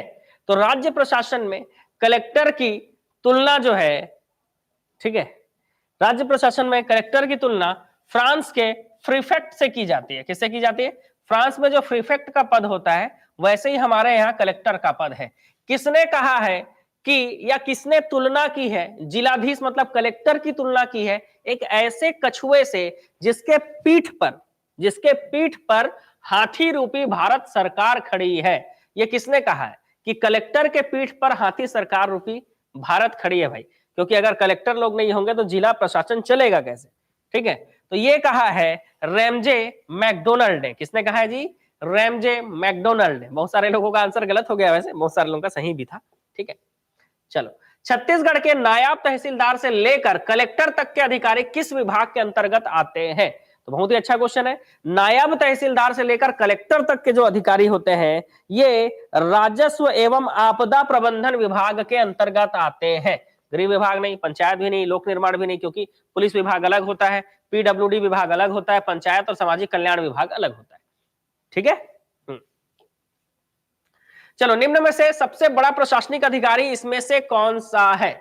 जिलाधीश, संभाग आयुक्त, तहसीलदार, SDO। तो देखो, तहसीलदार से बड़ा SDO होता है, इससे बड़ा जिलाधीश होता है, और कलेक्टर तो एक जिला में होगा ना, और बहुत सारे जिला को मिलाकर संभाग बनाया जाता है। जैसे बिलासपुर संभाग की बात करें तो बिलासपुर संभाग में 8 जिले हैं और इस 8 जिलों का एक संभाग आयुक्त है। इसका मतलब वो जिलाधीश से भी क्या है, बड़ा है, इसलिए संभाग आयुक्त क्या होगा, बड़ा होगा। इसमें कौन बड़ा होगा, संभाग आयुक्त। आप खुद समझो कि जिलाधीश, कलेक्टर तो एक जिले को संभाल रहा है, लेकिन जो संभाग आयुक्त है वो पूरे संभाग को संभाल रहा है, क्योंकि पूरे संभाग के लिए एक संभाग आयुक्त होता है जिसके अंडर में 8 जिला कलेक्टर होंगे। मतलब अगर बिलासपुर में 8 जिले हैं बिलासपुर संभाग में, तो 8 जिलों का जो है संभाग का प्रशासन कौन देख रहा है, संभाग आयुक्त देख रहा है। ठीक है, तो इसमें संभाग आयुक्त कैसे बड़ा हुआ, समझ में आ गया। ठीक है, ये डिविजनल कमिश्नर कलेक्टर से भी बड़ा होता है। ऐसा नहीं है कि जैसे हम लोग क्या कर सोचते हैं कि कलेक्टर से बड़ा कोई पद नहीं है, इसीलिए आईएएस का तैयारी करने में जुड़ जाते हैं एकदम। ऐसा नहीं है, कलेक्टर से भी बड़ा पद है, लेकिन लिखित एग्जाम से पास होकर जाने के लिए सबसे बड़ा एग्जाम जो है वो कलेक्टर का है। उसके बाद धीरे धीरे आपका जब प्रमोशन होगा तब आप, ऐसे संभाग आयुक्त के लिए कोई एग्जाम नहीं होता है, प्रमोशन होकर आगे बढ़ते हैं। ये लोग भी जो आईएएस रैंक के अधिकारी होते हैं, जो अपना सेवा दे देने के बाद, मतलब मान लो 20-30 साल कलेक्टर का सेवा दिए, उसके बाद अच्छा काम कर रहे हैं तो इनको क्या किया दिया जाता है, प्रमोट कर दिया जाता है। तो फिर क्या बनाया जाता है, संभाग आयुक्त। समझ रहे हो, तो संभाग आयुक्त बन गए, इसका मतलब संभाग आयुक्त अगर आप बन गए, इसका मतलब संभाग, पूरा संभाग आपके हाथ में है, उस पूरे संभाग का जो है प्रशासन आपको देखना है। ठीक है, प्रमोशन बेस पे होता है ये सारी चीजें। ठीक, अच्छा इसकी बात करें हम, किसकी, जिलाधीश की। कलेक्टर जो है, एक जिले का प्रशासन एक कलेक्टर के हाथ में होता है। ठीक है, क्या बोल रहे हो जी, ऑनलाइन क्लास में ज्वाइन करने पर टेस्ट सीरीज फ्री मिलेगा, बिल्कुल मिलेगा, लेकिन जो बेसिक टेस्ट होंगे वही आपको फ्री मिलेगा। अलग से कोई टेस्ट सीरीज अगर आपको चलाया जा रहा है तो वो टेस्ट सीरीज आपको लेना पड़ेगा। ठीक है, बेसिक टेस्ट आपको मिलेगा, है ना। बेसिक टेस्ट तो हर कोर्स के साथ दिया ही जाता है। ठीक, वो आपको मिलेगा ही बेसिक टेस्ट, और बहुत जल्द, जैसे जनवरी में ही हो सकता है, 1 जनवरी से बेसिक जो जितने भी कोर्स हैं उनके जो बेसिक टेस्ट रह गए हैं अपलोड होना, बहुत सारे कोर्स में तो डले हुए हैं, लेकिन जिसमें रह गए हैं वो सब में अपलोड हो जाएंगे। ठीक है, तो ये हम जनवरी से स्टार्ट कर देंगे बेसिक टेस्ट देना। छत्तीसगढ़ राज्य में विकास खंड की संख्या कितनी है, तो आप जान रहे हो वर्तमान में छत्तीसगढ़ में 33 जिले हैं, 146 विकास खंड है, और चलो परेशान होने की जरूरत नहीं है। पूरे जिला के लिए एक विकास योजना का प्रारूप कौन तैयार करता है ना। पूरे अगर हम जिला के लिए देखें तो एक विकास योजना का प्रारूप कौन तैयार करता है, राज्य शासन, जिला सांख्यिकी अधिकारी, जिला योजना समिति, नगरीय विकास प्राधिकरण, नगरीय विकास प्राधिकरण। ठीक है, तो ये चीजें आपको ध्यान रखनी है, क्योंकि इस क्वेश्चन का आंसर थोड़ा सा अलग होगा। कई लोग इसका आंसर लेकिन सही बता रहे हैं। क्यों धुंधला धुंधला हो रहा है जी, क्वालिटी बढ़ाइए। स्क्रीन का जो यूट्यूब में जो क्वालिटी होता है ना, 360 से 480 कर लीजिए, धुंधला धुंधला हट जाएगा। आंसर है जिला योजना समिति। ठीक है, तो एक विकास योजना का प्रारूप कौन तैयार करता है, पूरे जिला के लिए, यहां पर जिला पूछा है, तो पूरे जिले के लिए जो विकास योजना है उसका प्रारूप जो है जिला योजना समिति तैयार करता है। ठीक है, कौन, जिला योजना समिति। नेक्स्ट क्वेश्चन, प्रशासन का राज्य शासन के नियंत्रण को निश्चित करने का सर्वोत्तम साधन क्या है। जो प्रशासन होता है, जितने भी कर्मचारी हैं वो प्रशासनिक अधिकारी हैं, उन अधिकारियों को कंट्रोल करने के लिए राज्य शासन कौन सा ऐसा मेथड अपनाती है कि वो कंट्रोल में रहे। मतलब कोई अधिकारी है तो अपने पद का दुरुपयोग ना करे। ठीक है, अपने जो उनको जिम्मेदारी दिया गया है वो जिम्मेदारी वो क्या करें, कंप्लीट करें।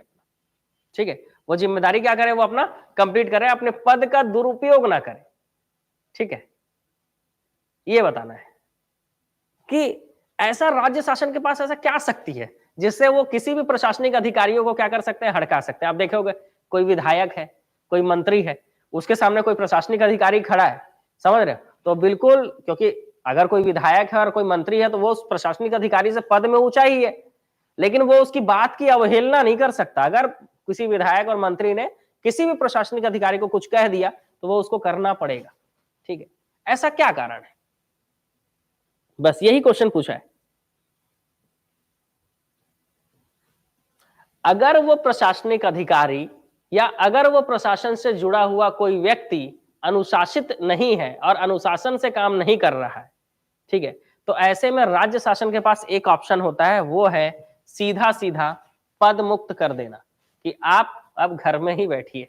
ठीक है, आपका पद अब कोई और संभालेगा। समझ रहे हो, ये राज्य शासन के पास ये पावर है।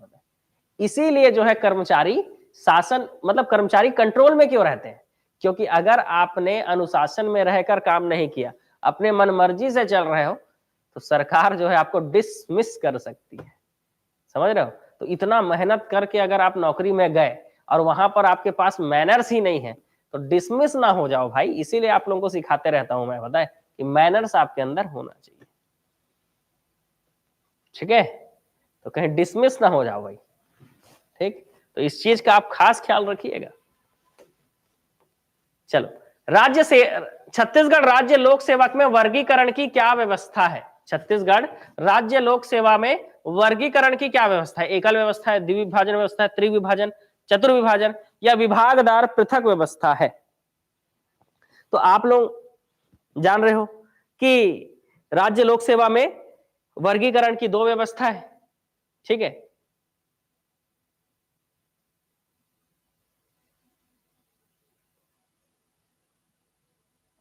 कैसी व्यवस्था है? तो 2 व्यवस्था है। द्विभाजन व्यवस्था है। छत्तीसगढ़ राज्य लोक सेवा आयोग में द्विभाजन व्यवस्था है, याद रखेंगे। द्विविभाजन नहीं, ऐसा नहीं होता है। जनरली किसी भी कर्मचारी के साथ ऐसा नहीं होता है कि उसको हटा दिया जाए, क्योंकि उस कर्मचारी को पता है कि मैं ये गलती करूंगा तो मेरे को हटाया जा सकता है। इसलिए कर्मचारी एक बार अगर किसी की नौकरी लग गई तो वो जनरली वो गलती नहीं करता है। सीधी सी बात है, क्योंकि आपको कौन से काम करने हैं, कौन से काम नहीं करने हैं, वो तो आपके जो उच्च अधिकारी हैं वही सिखा देंगे आपको। ठीक है, आपको तो अपने अधिकारियों के, मतलब आपसे जो उच्च अधिकारी है उसके अंडर में ही रहना है ना। सीधी सी बात है, नहीं करोगे तो सैलरी रोक देंगे आपका।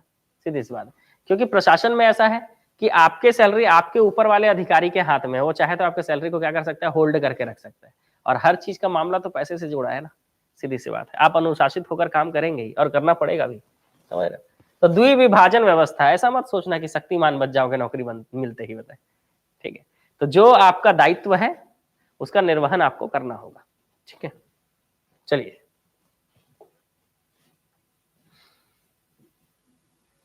नेक्स्ट, छत्तीसगढ़ की प्रशासन व्यवस्था के संबंध में निम्न में से कौन सा कथन सत्य नहीं है?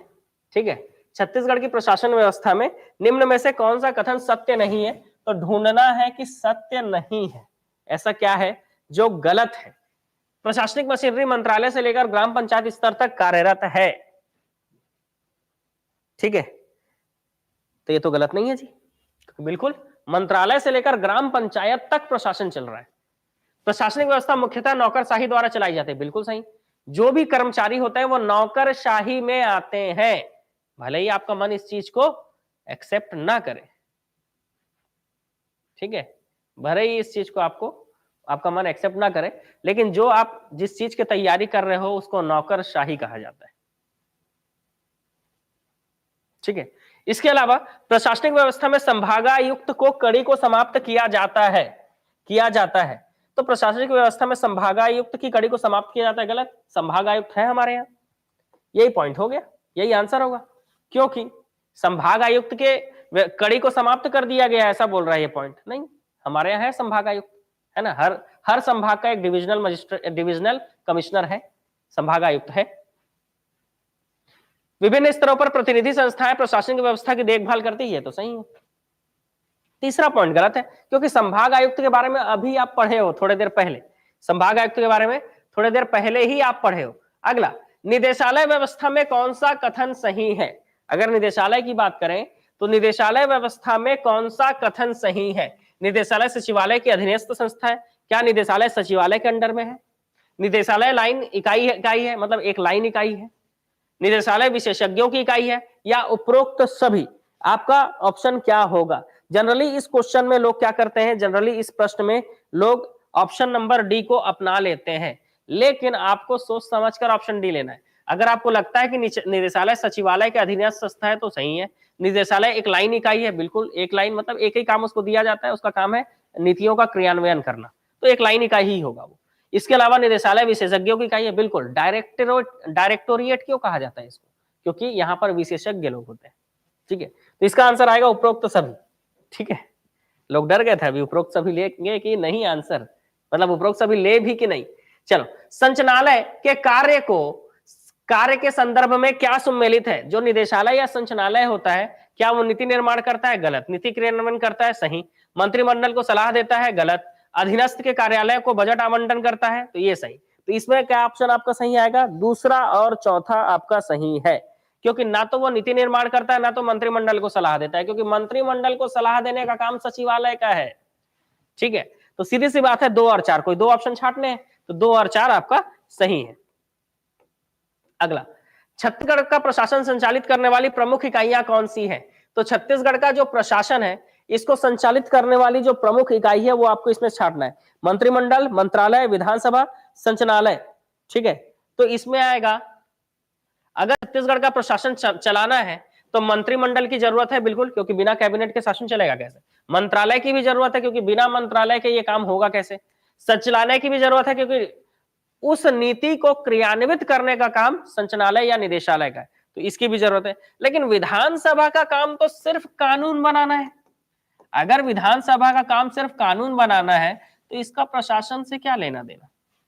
प्रशासन कैसा चल रहा है इसका विधानसभा को इसका कोई लेना देना नहीं है इससे, क्योंकि प्रशासन चलाने का जो काम है, संचालित करने का जो काम है, वो विधानसभा का है ही नहीं, क्योंकि विधानसभा का काम कानून बनाना है।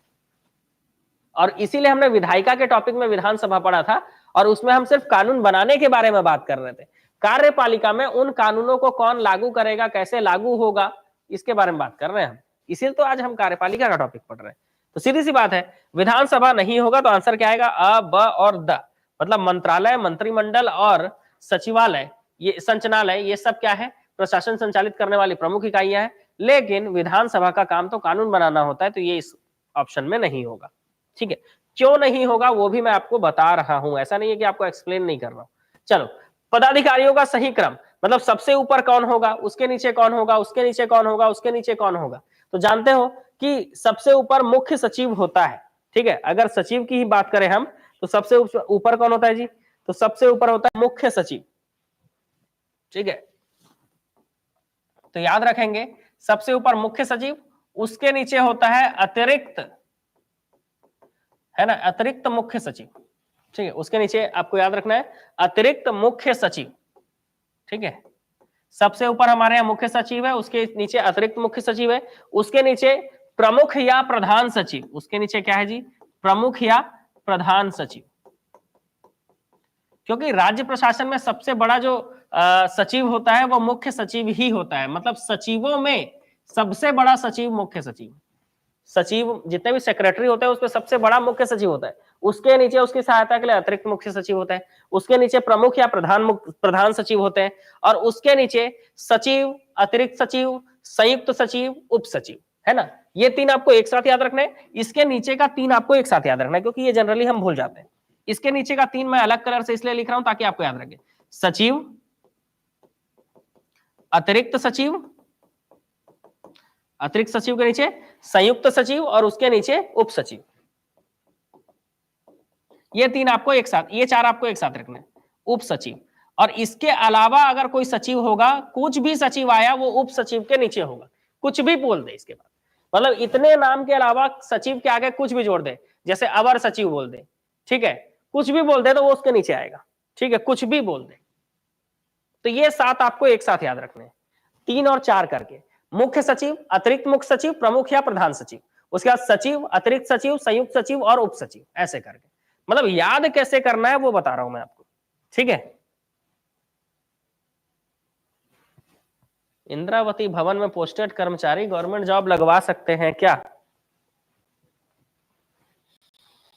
ऐसा गवर्नमेंट जॉब लगवाने का तो किसी के हाथ में रहता नहीं है जी, है ना, क्योंकि गवर्नमेंट जॉब तो सरकार देगी आपको, सीधी सी बात है। तो ऐसे तो गवर्नमेंट जॉब लगवाना किसी के हाथ में रहता नहीं है। और अगर आपको किसी को पैसा वैसा दे के गवर्नमेंट जॉब लगवा रहे हो तो आपके साथ फ्रॉड हो सकता है और आपका पैसा डूब सकता है। जो आपने मेहनत से, आपके पिताजी, आपके फैमिली वाले जो मेहनत से पैसा जमा करके रखे वो डूब सकता है। इसीलिए किसी पे भरोसा करना मत, ठीक है। नहीं तो अगर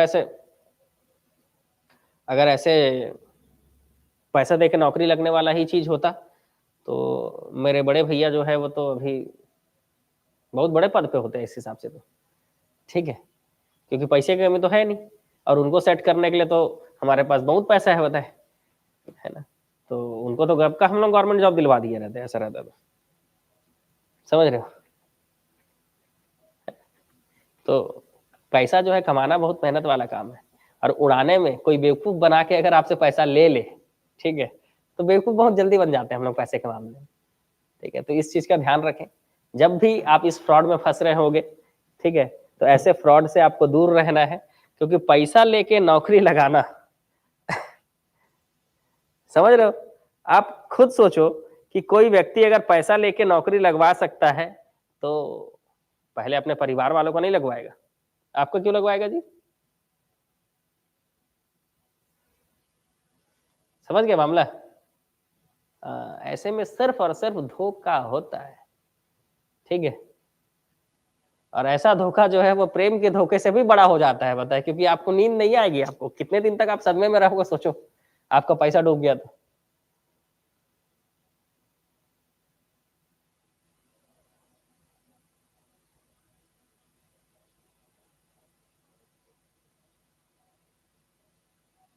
ठीक,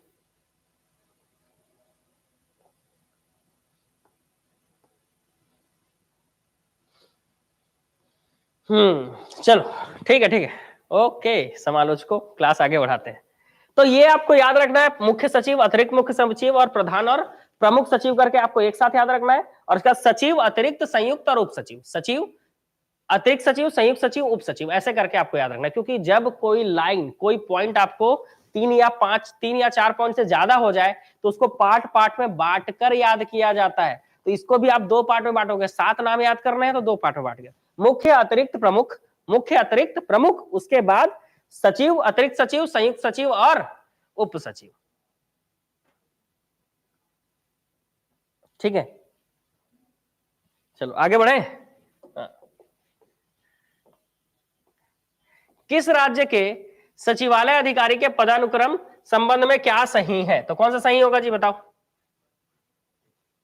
ठीक है, देखो मैंने बताया था ना कि अगर कोई भी सचिव आए तो वो नीचे जाएगा, ठीक है, वो कौन जाएगा? उप सचिव के नीचे जाएगा। तो देखो सहायक सचिव लिखा हुआ है तो ये उप सचिव के नीचे होगा, ठीक है। और जो अतिरिक्त सचिव है उसी को विशेष सचिव कहा जाता है, क्योंकि स्पेशली बुलाया जाता है। तो इस हिसाब से ऑप्शन नंबर सी सही दिख रहा है।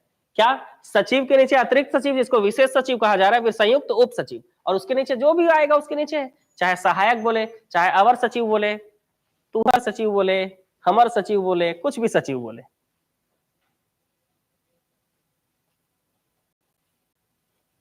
ठीक है, चलो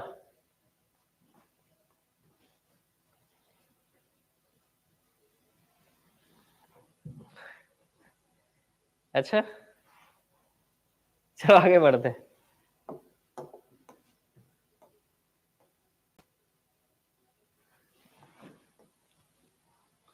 देखो यहां पर भी पूछ रहा है कि तो इसमें कैसे पढ़ेंगे हम, कैसे याद करेंगे? देखो पहला ये हो जाएगा, दूसरा प्रमुख सचिव हो जाएगा, फिर सचिव कहाँ है? अतिरिक्त सचिव है क्या? नहीं है, तो संयुक्त सचिव, उप सचिव, और जो अगर कुछ अलग से भी लिखा है तो वो लास्ट होगा। अगर आपका सचिव, अतिरिक्त सचिव, संयुक्त सचिव और उप सचिव के अलावा कुछ लिखा है तो वो सबसे लास्ट में जाता है, और सबसे ऊपर तो मुख्य सचिव होगा, उसके नीचे अतिरिक्त सचिव जो कि दिया नहीं है, उसके नीचे प्रधान या प्रमुख सचिव। अब आप आसानी से बना सकते हो।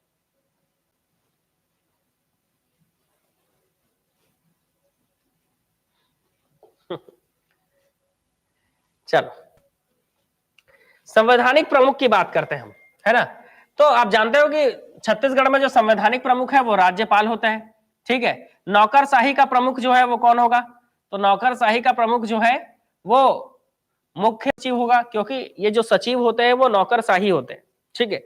इसके अलावा कार्यकारी प्रमुख या वास्तविक प्रमुख मुख्यमंत्री होता है, और विधायी प्रमुख विधानसभा अध्यक्ष होता है। ये तो बड़ा ही आसान हो गया, पहले का पहला, दूसरे का दूसरा, तीसरे का तीसरा, चौथे का चौथा, इतना आसान, बताइए। चलो अगले प्रश्न की ओर चलते हैं।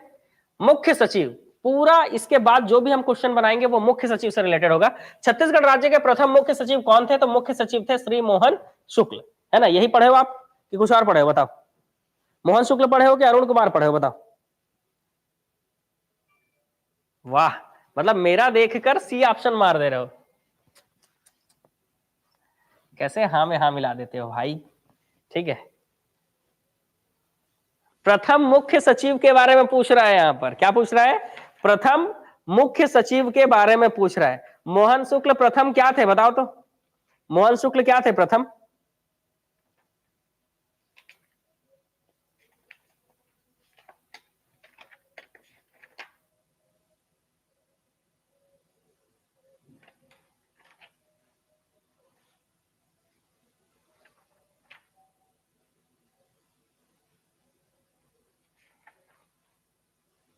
मोहन शुक्ल के बारे में तो पढ़े होगे ना।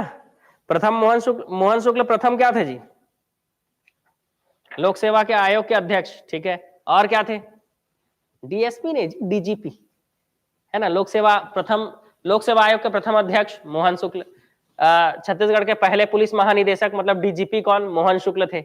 लेकिन यहीं पर मुख्य सचिव जब पूछा जाएगा तो आपको आंसर क्या लेना होगा? अरुण कुमार, ठीक है। याद रखेंगे कि छत्तीसगढ़ के प्रथम मुख्य सचिव कौन थे? अरुण कुमार थे।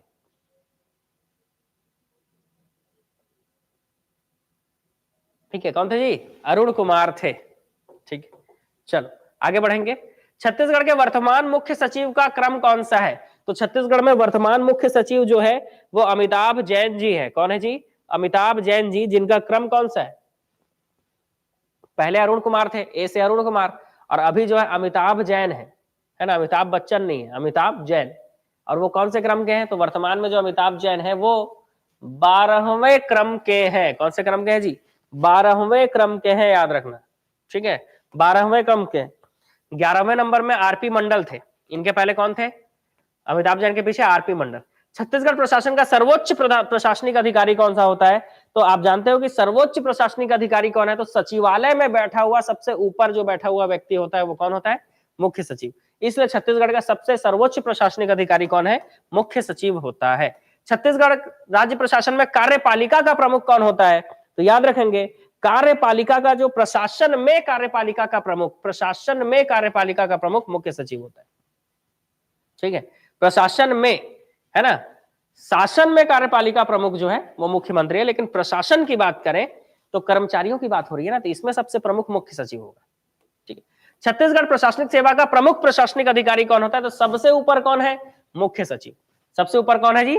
मुख्य सचिव। तो आंसर क्या होगा? मुख्य सचिव। नेक्स्ट, राज्य प्रशासन में नीति निर्माण हेतु विभिन्न विभागों के मध्य समन्वय का कार्य कौन करता है? तो सभी डिपार्टमेंट के बीच सामंजस्य बैठाने का काम किसका है?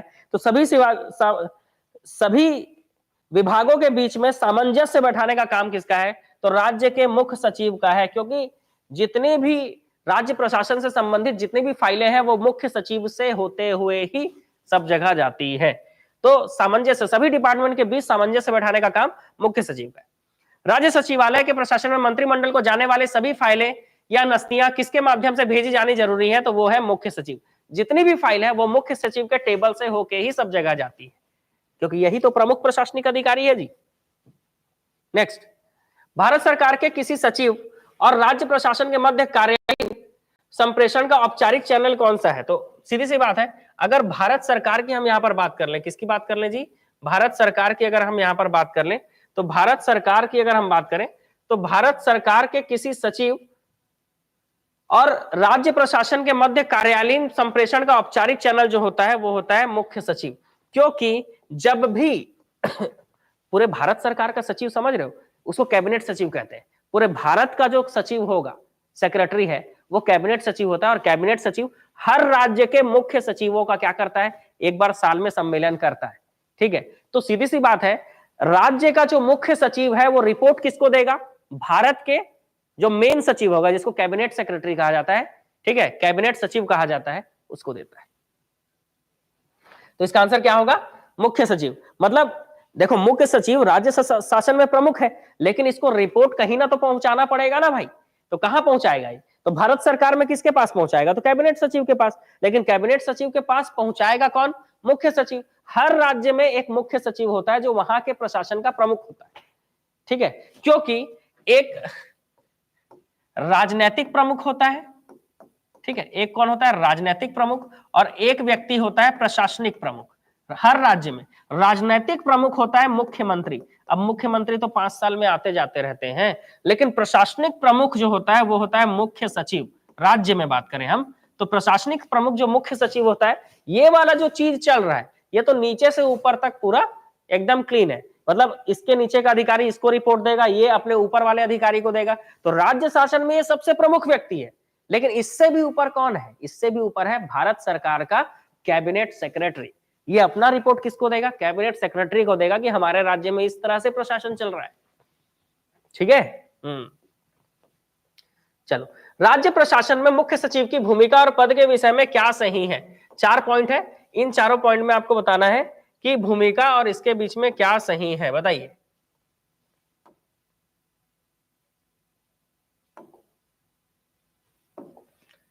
बताएंगे जी। राज्य प्रशासन में मुख्य सचिव की भूमिका और पद के विषय में क्या सही है? वह मंत्रिमंडल सचिव है, वह मुख्य सचिव का मुख्य सलाहकार है, वह समस्त सचिवों का मुखिया है, वह समस्त लोक सेवकों का मुखिया है। तो 4 ऑप्शन है। तो वह मंत्रिमंडलीय सचिव होता है, बिल्कुल। मंत्रियों का सेक्रेटरी है भाई, मुख्य सचिव है वो। तो जितने भी मंत्री होंगे उसका सेक्रेटरी यही है। वह मुख्यमंत्री का मुख्य सलाहकार है, बिल्कुल। मुख्यमंत्री का मुख्य सचिव यही है। मुख्यमंत्री को सलाह देने का काम किसका है जी? इसी का है। वह समस्त सचिवों का मुखिया है, बिल्कुल सही, यही है। समस्त सचिवों का मुखिया यही है। वह समस्त लोक सेवकों का मुखिया है, बिल्कुल। जितने भी प्रशासनिक अधिकारी होते हैं वो उसी के अंडर में आते हैं। तो यहां से आप मुख्य सचिव का भूमिका भी समझ पा रहे हो, क्योंकि चारों पॉइंट सही है। तो मुख्य सचिव एक्चुअल में होता क्या है वो भी आप समझ पा रहे हो। ठीक है, वो भी आप धीरे धीरे क्या कर रहे हो, समझ रहे हो। नेक्स्ट, राज्य प्रशासन में मुख्य सचिव द्वारा किए जाने वाले कार्य केंद्र स्तर पर किसके द्वारा किया जाता है? जैसे एक राज्य है, जैसे छत्तीसगढ़ एक राज्य है, मध्य प्रदेश एक राज्य है। छत्तीसगढ़ का मुख्य सचिव जो काम कर रहा है, मध्य प्रदेश का मुख्य सचिव जो काम कर रहा है, महाराष्ट्र का मुख्य सचिव को जो काम कर रहा है, वो पूरे भारत के लिए कौन करता है? तो पूरे भारत के लिए पूरे भारत का राजनीतिक प्रमुख प्रधानमंत्री है, लेकिन पूरे भारत का प्रशासनिक प्रमुख कौन होता है? Cabinet secretary. ठीक है, तो पूरे भारत के लिए वो कौन है? तो पूरे भारत के लिए वो कौन है? कैबिनेट सेक्रेटरी है। ठीक है, तो यहां पर क्वेश्चन में कुछ अलग पूछा जा रहा है। पूरे भारत के लिए कैबिनेट सेक्रेटरी होता है, लेकिन पूछा क्या जा रहा है कि राज्य शासन में मुख्य सचिव द्वारा किए जाने वाले कार्य केंद्र स्तर पर किसके द्वारा किए जाते हैं? कैबिनेट सचिव, ग्रामीण विकास विभाग, रक्षा सचिव या कार्मिक सचिव। 4 ऑप्शन है, जिसमें से आपको कोई 3 ऑप्शन छांटने हैं यहां पर। तो सीधी सी बात है, एक तो आपका क्लियर है, बिल्कुल एक तो आपका बिल्कुल क्लियर है कि कैबिनेट सचिव, जैसे राज्य प्रशासन में मुख्य सचिव है वैसे ही केंद्र में कैबिनेट सचिव है। ग्रामीण विकास का सचिव, मुख्य सचिव जो काम कर रहा है वो ये तो नहीं करेगा। रक्षा सचिव अपने क्षेत्र में काम करेगा। तो 2-3 तो आएंगे नहीं, तो बचा क्या? एक बचा, और चौथा आ गया कार्मिक सचिव। तो कर्मचारियों का जो सचिव होगा वो भी, क्योंकि कर्मचारियों के लिए भी सचिव राज्य में मुख्य सचिव ही है। ठीक है, और केंद्र में भी कार्मिक सचिव अलग होता है, कैबिनेट सचिव अलग होता है। सीधी सी बात है, हमारे यहाँ एक ही रख दिया गया है, मुख्य सचिव को ही दे दिया गया है दोनों काम, लेकिन केंद्र में अलग अलग है। तो सीधी सी बात है, हमारे यहाँ जो मुख्य सचिव काम कर रहा है वो केंद्र में कैबिनेट सचिव और कार्मिक सचिव करते हैं। इसलिए आंसर क्या होगा? 1 और 4। इसलिए आंसर क्या होगा? 1 और 4। चीजों को धीरे धीरे समझना होगा। ठीक है, हाँ, क्योंकि अब राज्य छोटा है ना जी, तो राज्य छोटे लेवल पर है। तो छोटा है अगर राज्य, तो वहां पर मुख्य सचिव सब काम कर लेता है। लेकिन वही केंद्र में बात करें तो कैबिनेट सचिव और उसके अंतर्गत बहुत सारे सचिव होते हैं जो डिपार्टमेंट वाइज संभालते हैं चीजों को। ठीक है, बिल्कुल डिपार्टमेंट के हिसाब से। जैसे रक्षा सचिव अलग है ना, होम सेक्रेटरी अलग है, ऐसे करके। ठीक है, क्योंकि पूरे भारत को संभालना है ना जी। सभी राज्यों के मुख्य सचिवों के वार्षिक सम्मेलन की अध्यक्षता कौन करता है? तो हर राज्य का एक प्रशासनिक प्रमुख होगा जिसको मुख्य सचिव कहते हैं। और सभी राज्य, जितने भी 28 राज्य हैं, सभी मुख्य सचिवों का मुखिया कौन? तो सभी मुख्य सचिवों का मुखिया है कौन है जी? 4 ऑप्शन है यहां पर। मंत्रिमंडलीय सचिव, भारत सरकार का गृह सचिव, केंद्रीय गृह मंत्री, प्रधानमंत्री, इनमें से कोई नहीं। तो सभी मुख्य सचिवों का जो अध्यक्षता करता है वो कैबिनेट सेक्रेटरी करता है। लेकिन यहां पर आपको ऑप्शन में डायरेक्टली वो ना देकर कुछ और बोल दिया गया। तो आपको ये सोचना है कि इन चारों में किसका पद कैबिनेट सेक्रेटरी जैसा है? तो प्रधानमंत्री तो है नहीं भाई, वो तो राजनीतिक प्रमुख है, प्रशासनिक प्रमुख थोड़े ना है, वो तो राजनीतिक प्रमुख है। केंद्रीय गृह मंत्री, इनके पास तो सिर्फ एक ही डिपार्टमेंट है। ठीक है, भारत सरकार का गृह सचिव, इनके पास भी एक ही डिपार्टमेंट है। ये गृह सचिव सभी मुख्य सचिवों का क्यों लेगा भाई? सम्मेलन का अध्यक्षता क्यों करेगा? मंत्रिमंडलीय जो सचिव होगा इसी को कैबिनेट सेक्रेटरी कहा जाता है। इसीलिए इसका आंसर क्या होगा? मंत्रिमंडलीय सचिव। इसी को क्या कहेंगे? Cabinet secretary. यही क्या करता है? सभी राज्यों के मुख्य सचिवों का वार्षिक सम्मेलन का अध्यक्षता करता है और रिपोर्ट दिखाओ बोलता है, बताए कि आपके राज्य में कैसा क्या चल रहा है। छत्तीसगढ़ में नीति निर्माण में किस अधिकारी की प्रमुख भूमिका होती है? तो नीति निर्माण, कोई भी कानून बनाना है तो इसके में प्रमुख भूमिका, तो आप जान रहे हो कोई भी नीति बनाना है वो फाइल किसके टेबल से होकर गुजरेगी? मुख्य सचिव। तो सीधी सी बात है, आंसर क्या होगा? मुख्य सचिव। क्योंकि राज्य में सर्वोच्च प्रशासनिक अधिकारी मुख्य सचिव है, तो मुख्य सचिव बताएगा ना कि राज्य में कैसा कानून चलना चाहिए। हम तो सिर्फ मंत्रियों को सुनते हैं कि हाँ इस सरकार ने ये काम किया, इस सरकार ने ये काम किया। वो काम जो हो रहा है वो कैसे होगा और वो काम होना है कि नहीं, ये सारा चीज डिसाइड मुख्य सचिव का होता है। तो आज आपके दिमाग में जो है कुछ चीजें एक्स्ट्रा आपको फिट होंगी, ठीक है, जिससे आप समझ पाओगे कि मंत्रियों के चेहरे और उनके पीछे जो काम करने वाले लोग हैं, है ना, एक्चुअल में काम सचिव लोग करते हैं, ठीक है। मंत्री लोग सिर्फ क्या है? चेहरा है, ठीक है, ठीक। क्योंकि अगर पूरा काम सचिव लोग पूरा काम करके देते हैं, लेकिन इन्हीं को प्रशासन चलाने दे दिया जाए तो आप जान रहे हो ज्यादा पढ़े लिखे लोग को कभी जरूरत नहीं है ना, क्योंकि पढ़े लिखे लोग ऐसे लोगों का प्रशासन संभालने में थोड़ा सा पीछे रह जाते हैं जो लोग पिछड़े हुए हैं, ठीक है। तो इसलिए जो है दोनों का सामंजस्य होना जरूरी है। इसलिए सचिव लोगों का काम है ड्राफ्ट तैयार करके देना, डॉक्यूमेंट रेडी करके देना। मंत्रियों का काम है, क्योंकि जो कोई चुनकर आया है किसी क्षेत्र से, वो उस क्षेत्र का प्रॉब्लम ज्यादा अच्छे से समझेगा, ना कि वो व्यक्ति जो एग्जाम पास करके किसी दूसरे क्षेत्र से आ गया है, ठीक है। वो कैसे जाने कि हमारे क्षेत्र में क्या दिक्कत हो रही है? क्योंकि जो मुख्य सचिव है वो जरूरी थोड़े ना कि वो इसी एरिया का है, वो भारत के किसी भी एरिया का हो सकता है, ठीक है। इसलिए समझ गए? ऐसा मत सोचना कि मतलब सब चीज जो है मुख्य सचिव ही कर रहे हैं तो ये भी मुख्य सचिव, शासन को भी मुख्य सचिवों को ही चलाने देना चाहिए, ऐसा नहीं, ठीक है। वो लोग नौकरशाही में आते हैं, प्रशासनिक प्रमुख होते हैं, ठीक है। चलो, श्री मोहन शुक्ल है ना, प्रथम डीजीपी, छत्तीसगढ़ के प्रथम डीजीपी SM शुक्ल मतलब श्री मोहन शुक्ल। मोहन शुक्ल का नाम आप याद रखते हैं। वर्तमान पुलिस महानिदेशक कौन है भाई? बताओ, वर्तमान में डीजीपी कौन है? छत्तीसगढ़ के वर्तमान डीजीपी कौन है? बताइए, छत्तीसगढ़ के वर्तमान डीजीपी, फटाफट आंसर लेंगे। छत्तीसगढ़ में वर्तमान डीजीपी कौन है? अशोक जुनेजा। चलो बहुत बढ़िया। छत्तीसगढ़ में वर्तमान डीजीपी कौन है जी? तो वर्तमान डीजीपी जो है वो अशोक जुनेजा जी, ठीक है, बहुत बढ़िया। चलो अगला आगे बढ़ेंगे। बताओ, छत्तीसगढ़ कौन सा जोड़ी सम्मिलित नहीं है? पहले राज्यपाल जनरल KM सेठ, है ना, तो पहले राज्यपाल जो है सम्मिलित नहीं है।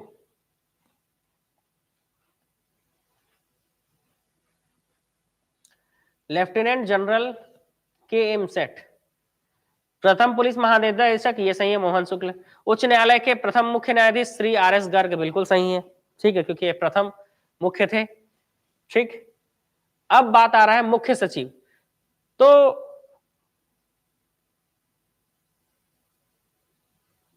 वॉइस में कोई दिक्कत है ऑनलाइन वालों? बताओ, वॉइस क्लियर है कि नहीं? पहले राज्यपाल जो है वो दिनेश नंदन सहाय है, ठीक है। ये गलती से जनरल KM सेठ लिखा गया है जी,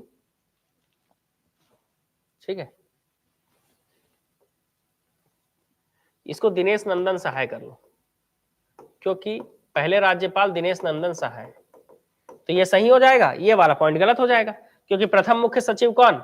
प्रथम मुख्य सचिव अरुण कुमार, है ना। तो इस हिसाब से A, B, D तीनों सही हो जाएगा ना, अगर प्रथम राज्यपाल आप लिख लेते हो दिनेश नंदन सहाय, ठीक। हाँ, चलो नेक्स्ट, परित्रणाय साधुनाम छत्तीसगढ़ प्रशासन के किस विभाग का आदर्श वाक्य है? बताओ कौन सा विभाग ऐसा है?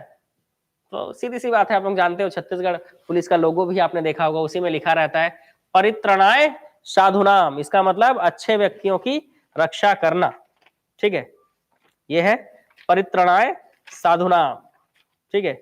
ये पुलिस विभाग के लिए आपको इसको पढ़ना होता है, जिसका अर्थ क्या होता है? सज्जनों को क्लेश से बचाना, ठीक है। तो सज्जनों को बचाने का काम होता है, ठीक है, ये आपको याद रखना है। छत्तीसगढ़ पुलिस का आदर्श वाक्य कहां से लिया गया है? तो आपको पता है कि छत्तीसगढ़ पुलिस का आदर्श वाक्य जो है ये कहां से लिया गया है? तो ये आदर्श वाक्य जो है श्रीमद् भगवद गीता से लिया गया है, बिल्कुल सही आंसर। छत्तीसगढ़ पुलिस का सर्वोच्च अधिकारी पुलिस महानिदेशक किसके अधीन होता है? तो याद रखेंगे कि सर्वोच्च पुलिस अधिकारी जो DGP है वो किस पुलिस अधिकारी के मतलब किसके अधीन होता है, तो होम सेक्रेटरी के अधीन होता है, और इसके ऊपर गृह सचिव के ऊपर गृह मंत्री होता है। ठीक है, याद रखना। ठीक है, तो ये गृह सचिव, सचिव लोग का काम ही है देखना सारी चीजों को, और वो रिपोर्ट गृह मंत्री को देना। चेहरा गृह मंत्री रहेगा, काम कौन करेगा, गृह सचिव, होम सेक्रेटरी। छत्तीसगढ़ के राज्य पुलिस मुख्यालय किस स्थान पर है, तो छत्तीसगढ़ राज्य पुलिस मुख्यालय जो है वो रायपुर में है, सीधी सी बात है। कहाँ है जी, तो छत्तीसगढ़ राज्य का पुलिस मुख्यालय कहाँ है जी, रायपुर में है।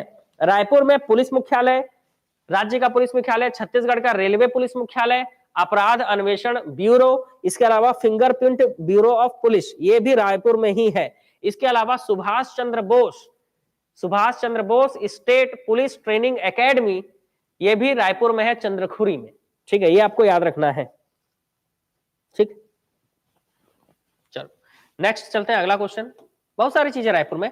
छत्तीसगढ़ में फिंगरप्रिंट ब्यूरो ऑफ पुलिस का मुख्यालय कहाँ है, तो अभी मैंने आपको बताया कहाँ है जी, रायपुर में है। फिंगरप्रिंट ब्यूरो का मुख्यालय रायपुर में। नेक्स्ट क्वेश्चन, छत्तीसगढ़ पुलिस प्रशिक्षण के लिए निम्नलिखित में से किस स्थान पर प्रशिक्षण केंद्र स्थापित नहीं किया गया है, तो पुलिस एकेडमी चंद्रखुरी में है जी, पुलिस प्रशिक्षण विद्यालय माना में भी है, पुलिस प्रशिक्षण विद्यालय राजनांदगांव में, दो ही जगह तो है, माना और राजनांदगांव। ठीक है, दो जगह में पुलिस ट्रेनिंग स्कूल है। पुलिस ट्रेनिंग स्कूल दो जगह है, कहाँ कहाँ है, तो पुलिस ट्रेनिंग स्कूल जो है वो माना में भी है, और माना रायपुर में भी है, इसके अलावा आपका राजनांदगांव में भी है।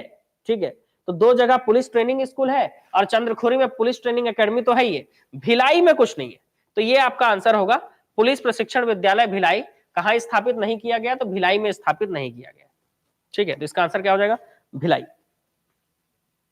कांकेर में स्कूल नहीं, कॉलेज है, काउंटर टेररिज्म जंगल वॉरफेयर कॉलेज, ये कांकेर के सिंगार घाट में। छत्तीसगढ़ की एकमात्र खुली जेल कहां स्थित है, तो मसगांव में एकमात्र खुली जेल है छत्तीसगढ़ की। कौन सा विभाग राज्य के भीतर कानून व्यवस्था और समग्र शांति सुनिश्चित करने के लिए अपने दायित्वों का निर्वहन, आंतरिक सुरक्षा करने के लिए उत्तरदायी है, तो ऐसा कौन सा विभाग है, तो अच्छा क्वेश्चन है। ऐसा विभाग एक ही है आपका, वो है गृह विभाग।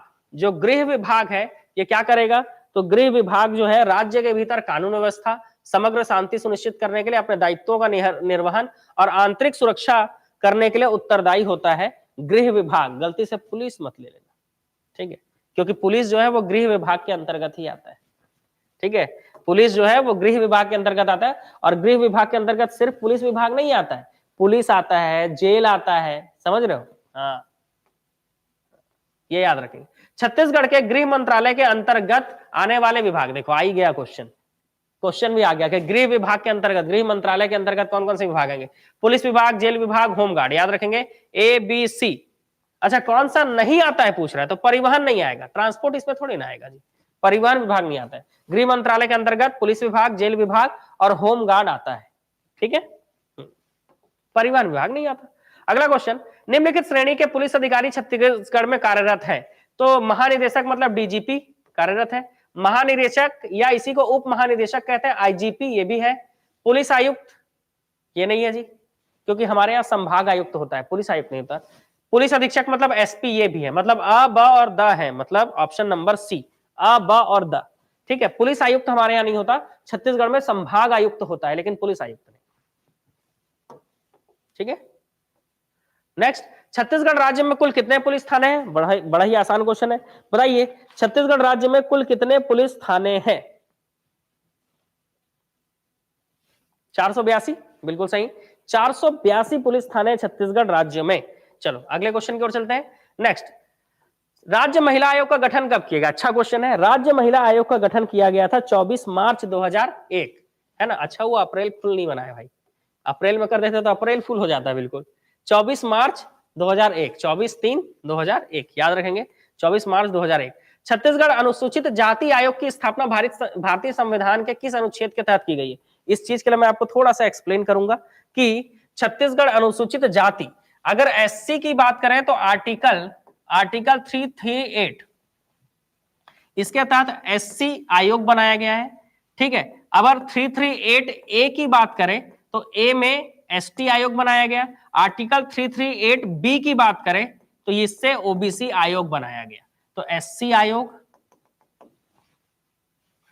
ST आयोग और OBC आयोग तीनों याद कर लो भाई एक साथ। ठीक है, आर्टिकल 338 में दिया गया है इसके बारे में। कहां दिया गया है? आर्टिकल 338 के बारे में दिया गया है। आर्टिकल 338 याद रखेंगे, SC ST OBC, जब भी हम बोलते हैं तो ऐसे बोलते नहीं है, SC ST OBC, ऐसे ही याद रखना है आपको, SC ST OBC तीनों 338 आर्टिकल 338 में है, लेकिन 338 में SC, 338A में ST और 338B में OBC आयोग की स्थापना की गई है। किस अनुच्छेद से कौन से आयोग की स्थापना की गई है पता चल गया?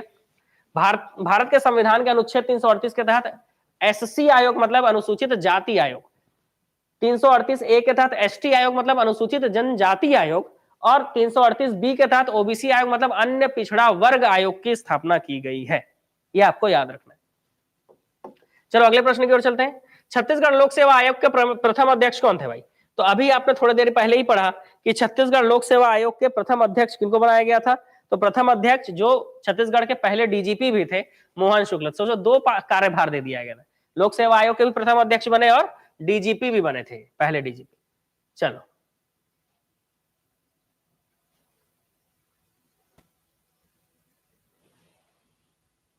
नेक्स्ट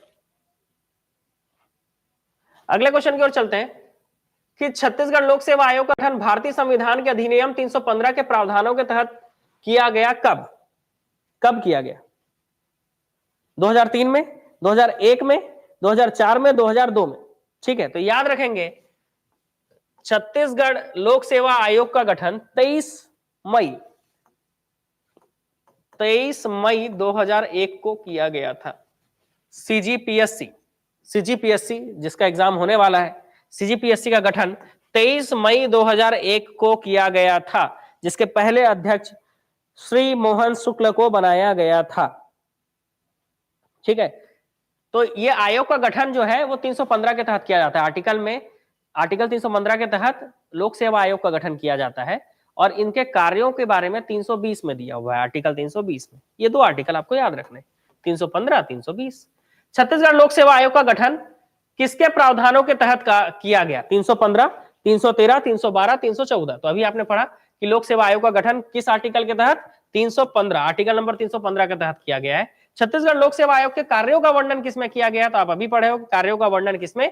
320। अभी मैंने बताया ना कि छत्तीसगढ़ लोक सेवा आयोग के कार्यों का वर्णन आर्टिकल 320 में दिया गया है। नेक्स्ट, लोक सेवा आयोग के अध्यक्ष की नियुक्ति किसके द्वारा की जाती है? तो सीधी सी बात है, एकदम आसान क्वेश्चन है। लोक सेवा आयोग के अध्यक्ष की नियुक्ति जो है वो राज्यपाल के द्वारा की जाती है, लेकिन इसमें एक कंडीशन है कि PSC के अध्यक्ष की नियुक्ति राज्यपाल करते हैं, लेकिन इसको हटा सकता है केवल राष्ट्रपति। अगर PSC की बात करें हम, तो PSC के अध्यक्ष की नियुक्ति जो है कौन करता है? राज्यपाल, लेकिन इसको हटाने का काम एक ही व्यक्ति कर सकता है। वो कौन? तो वो है राष्ट्रपति। याद रखिएगा, नियुक्ति राज्यपाल, हटाने का काम राष्ट्रपति। ठीक है, लोक सेवा आयोग के विषय में सही क्या है? इसके अध्यक्ष राज्यपाल के द्वारा नियुक्त किए जाते हैं, इसके सदस्य राज्यपाल के द्वारा नियुक्त किए जाते हैं, इसके अध्यक्ष और सदस्यों को राज्यपाल निलंबित कर सकता है, इसके अध्यक्ष और सदस्यों को राज्यपाल पदमुक्त कर सकता है। कौन कौन सा पॉइंट सही है? 3-4 पॉइंट आपके दिए हुए हैं, तो इसमें कौन सा पॉइंट सही है आपको?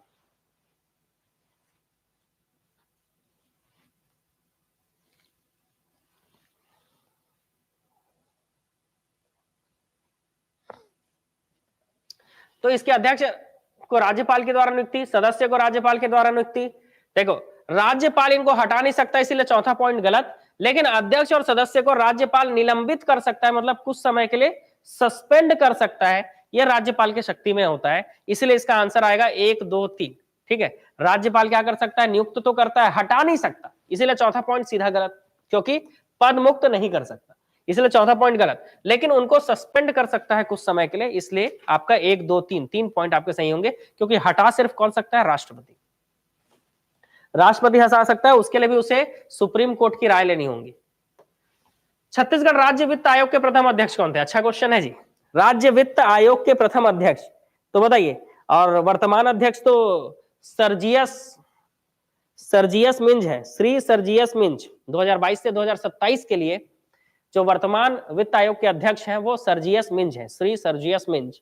लेकिन पहले वित्त आयोग के अध्यक्ष को बनाया गया था, तो पहले वित्त आयोग के अध्यक्ष को बनाया गया था, इनमें से कोई नहीं, क्योंकि पहले वित्त आयोग के अध्यक्ष बनाया गया था टीएस सिंहदेव को। किसको बनाया गया था? श्री टीएस सिंहदेव। कुछ भी आंसर लोगे तो कम मारोगे जी है? पहले वित्त आयोग के अध्यक्ष टीएस सिंहदेव को बनाया गया था। वर्तमान में सर्जियस मिंज है 2022 से 2027।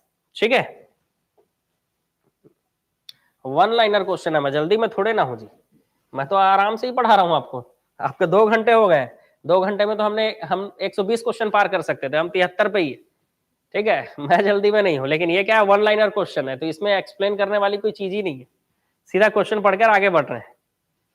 छत्तीसगढ़ राज्य वित्त आयोग के अध्यक्ष कौन है? तो वर्तमान में सर्जियस मिंज है। कौन है जी?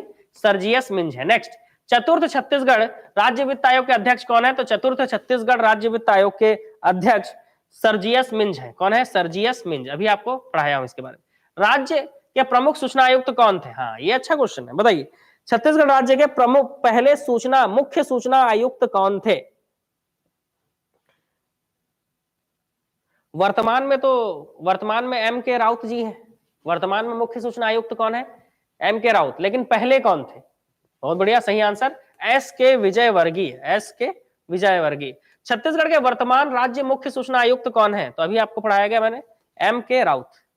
कौन है जी? एम के राउत वर्तमान में। नेक्स्ट क्वेश्चन, छत्तीसगढ़ राजस्व मंडल का मुख्यालय कहाँ है? तो बस यहीं पर है, पास में, जहां से मैं पढ़ा रहा हूं। ठीक है, बिलासपुर, याद रखेंगे, बिलासपुर। तो यहीं से कुछ ही दूरी पर है ना, ज्यादा ज्यादा 500 मीटर की दूरी होगी यहाँ मंगला चौक से। ठीक है, राजस्व मंडल का मुख्यालय बिलासपुर।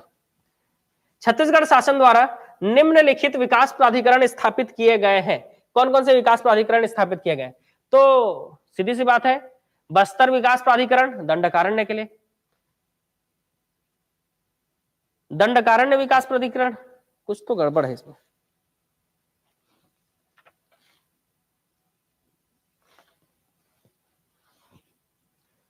जब बस्तर विकास प्राधिकरण बनाया गया तो दंडकारण्य विकास प्राधिकरण का कोई रोल नहीं है। एक रायपुर बनाया गया है बीच के लिए, और ऊपर वाले के लिए सरगुजा बनाया गया है। तो उत्तरी पहाड़ी क्षेत्र के लिए सरगुजा विकास प्राधिकरण, दक्षिण के लिए बस्तर विकास प्राधिकरण, और बीच के लिए मैदानी क्षेत्रों के लिए रायपुर विकास प्राधिकरण बनाया है। तो अ, ब और द इसका आंसर होगा ऑप्शन नंबर सी। इसका आंसर क्या होगा? Option number C. तो दंडकारण्य नहीं होगा, क्योंकि बस्तर विकास प्राधिकरण बनाया गया है ना जी, तो दंडकारण्य नहीं है, सीधी सी बात। सोच के भी आंसर ले सकते थे, बढ़िया घुमाने वाला क्वेश्चन था।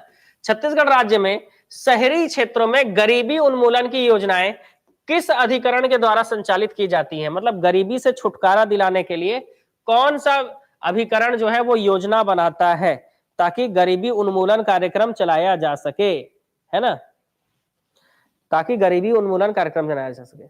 2019 में अगर बात करें तो राज्य में बहुत सारे आदिवासी विकास प्राधिकरण की स्थापना की गई थी, जिसके तहत बस्तर क्षेत्र का आदिवासी विकास प्राधिकरण, सरगुजा क्षेत्र का आदिवासी विकास प्राधिकरण और मध्य क्षेत्र का आदिवासी विकास प्राधिकरण। इसके अलावा अनुसूचित जाति, है ना, ओबीसी, है ना, ओबीसी विकास प्राधिकरण, अनुसूचित जाति विकास प्राधिकरण, इंद्रावती बेसिन प्राधिकरण और छत्तीसगढ़ सिंचाई विकास प्राधिकरण भी बनाया गया है।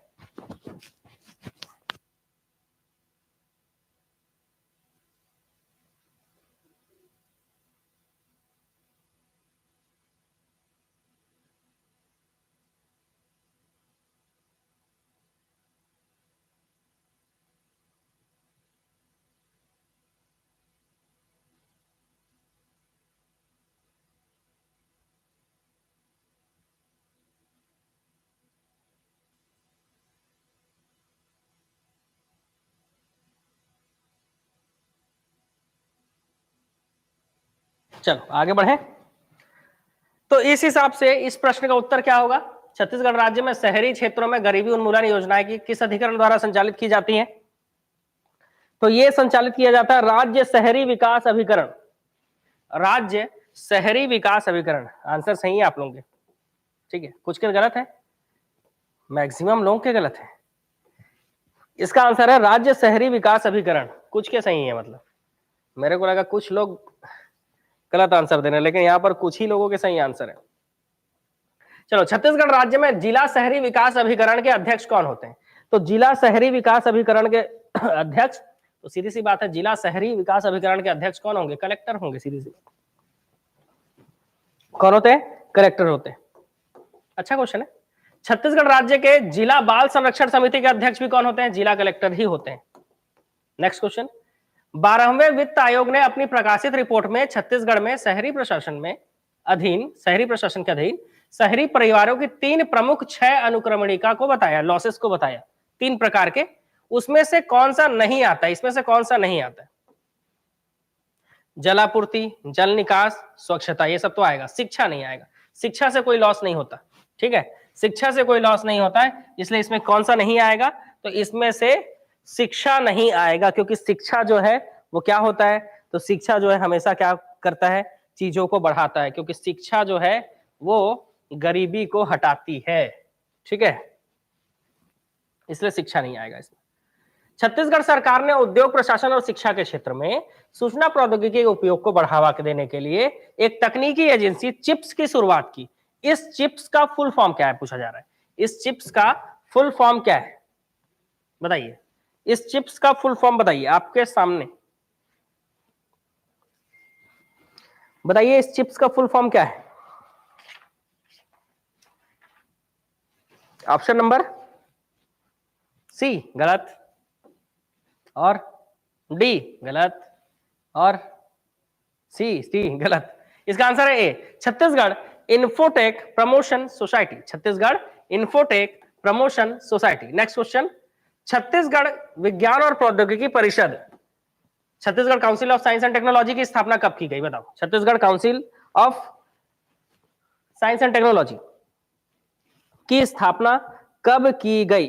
तो Chhattisgarh council of science and technology की स्थापना 19 जनवरी सन 2001 को की गई थी। बहुत बढ़िया, 19 जनवरी सन 2001। ये सारी चीजें आपको याद करनी होंगी, ठीक है, अभी नोट कर लो तो ज्यादा अच्छा है, क्योंकि अभी क्या है, शॉर्ट नोट बना रहे होगे आप, अभी नोट कर लोगे तो अच्छा रहेगा। निम्नलिखित में से कौन छत्तीसगढ़ राज्य योजना आयोग के अध्यक्ष होते हैं? तो छत्तीसगढ़ राज्य योजना आयोग, समझ रहे हो, पूरे राज्य का जो योजना होगा, पूरे राज्य का जो प्लानिंग होगा, उसके आयोग के अध्यक्ष कौन होंगे? तो राज्य में जो भी योजनाएं बनाई जाएंगी उसका ख्याल तो मुख्यमंत्री को रखना होगा ना जी, इसीलिए राज्य योजना आयोग का अध्यक्ष मुख्यमंत्री होता है। लेकिन यही जिला का पूछ ले कि एक जिले का योजना आयोग का अध्यक्ष, तो उस जिले का मेन आदमी कलेक्टर है, तो कलेक्टर होता है उसका अध्यक्ष, ठीक है।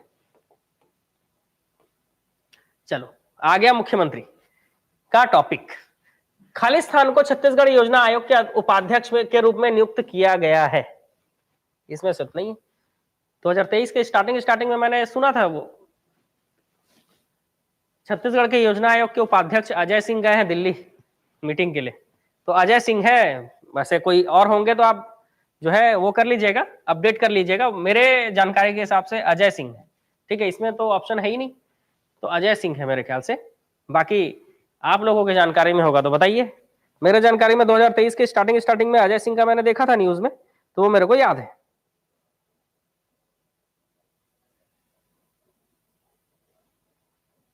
ठीक है,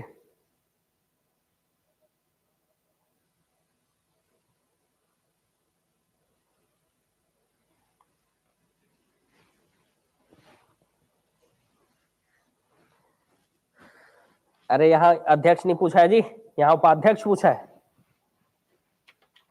यहाँ अध्यक्ष थोड़े ना पूछा है, यहाँ उपाध्यक्ष पूछा है। उपाध्यक्ष, योजना आयोग का अध्यक्ष मुख्यमंत्री होता है, उपाध्यक्ष नहीं, ठीक है। तो अजय सिंह को आप याद रखिएगा, ठीक, और अगर बदल गए होंगे तो अपडेट कर लीजिएगा, वो आपको अपडेट करना पड़ेगा, है ना, इसमें पुराने आंकड़े हैं। नीति आयोग के समक्ष राज्य का आयोजना, ये नोट करके रख लो, राज्य छत्तीसगढ़ के योजना आयोग का उपाध्यक्ष का नाम आपको ढूंढना है। कहाँ ढूंढोगे? अभी करंट अफेयर का नया बुक आता ही होगा मार्केट में, 1-2 दिन में आ जाएगा, मतलब जनवरी में आ जाएगा ना, 1 या 2 जनवरी को आ जाएगा, तो उसमें आपका लिखा रहेगा, उससे आप कर लेना कवर, ठीक है। आएगा क्वेश्चन गलत है जी, अजय सिंह ही है ना? हाँ ठीक है, मेरे जानकारी में अजय सिंह है, अभी बदले नहीं है। अगर बदल के देखो, ये सब आंकड़े क्या होते हैं, बदलते रहते हैं, तो सीधी सी बात है, जो क्वेश्चन जो आंकड़े बदलते रहते हैं उसमें आपको क्या करना होता है, इस तरह के प्रश्नों में आपको क्या करना होता है, स्टार बना के रखना होता है। स्टार बना के रख लो ताकि ये पता रहे कि ये बदलते रहता है, तो इसका करंट डेटा हमको पढ़ना होगा, ठीक है। आप लोग देख लिए ना, चलो अजय सिंह ही है, मतलब याद कर लो, अजय सिंह ही है ना, मेरे जानकारी में वही थे। अब क्या है, बदलते रहते हैं ना जी, तो बदल गए होंगे तो बात अलग है, लेकिन फिलहाल तो अजय सिंह ही है। आप भी एक बार सर्च कर लीजिएगा, और अभी जो करंट अफेयर हर 3 महीने 4 महीने में करंट अफेयर आता ही है छत्तीसगढ़ का, उसमें आप चेक कर लीजिएगा। ठीक, कुछ चीजें आप भी करोगे। नीति आयोग के समक्ष राज्य का आयोजना प्रस्ताव राज्य सरकार की ओर से कौन प्रस्तुत करता है?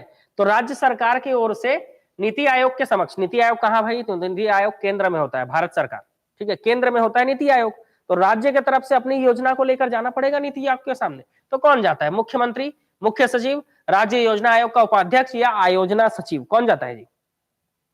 बताइए, ये आपका क्वेश्चन है कि कौन जाता है।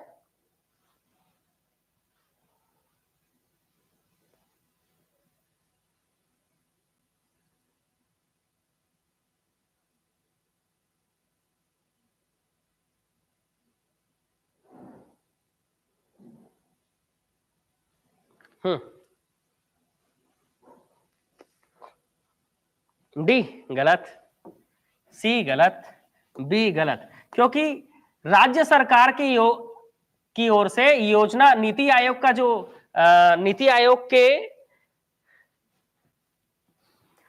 गवर्निंग जो काउंसिल होता है, नीति आयोग का जो गवर्निंग काउंसिल होता है, उसके सदस्य राज्य के मुख्यमंत्री ही होते हैं।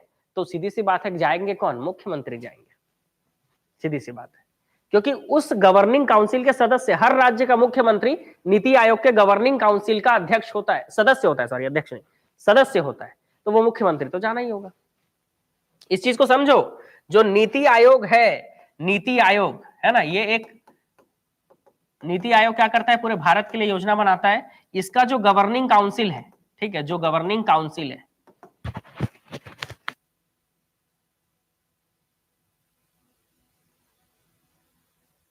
ठीक है, इसका जो गवर्निंग काउंसिल है, इस गवर्निंग काउंसिल के जो सदस्य होंगे, ठीक है, ये राज्यों के मुख्यमंत्री होते हैं, या अपने तरफ से ये लोग वित्त मंत्री को भी भेज देते हैं।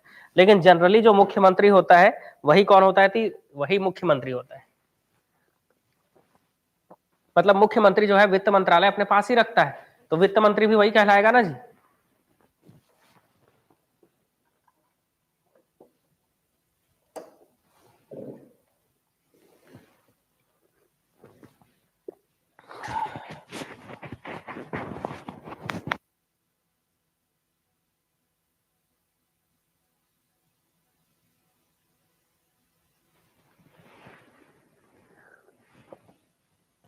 चलो आगे बढ़े।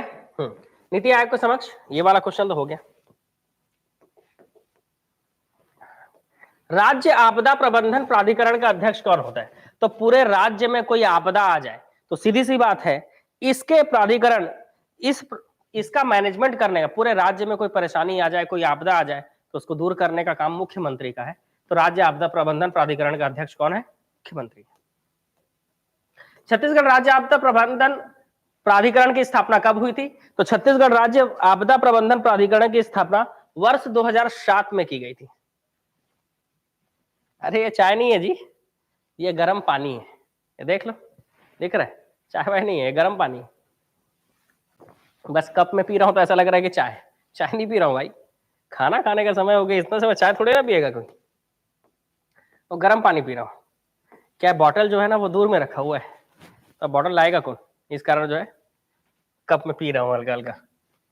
अब क्या है, लास्ट आने वाला है, कंप्लीट करना है कि नहीं बताओ। छत्तीसगढ़ माटी कला बोर्ड से संबंधित कौन है? राज्य हज कमेटी से, राज्य वक्फ बोर्ड, श्रम कल्याण बोर्ड। बलराम चक्रधारी, असलम खान, सफी अहमद, सलाम रिजवी, 4 लोगों को याद रखना है, ठीक है।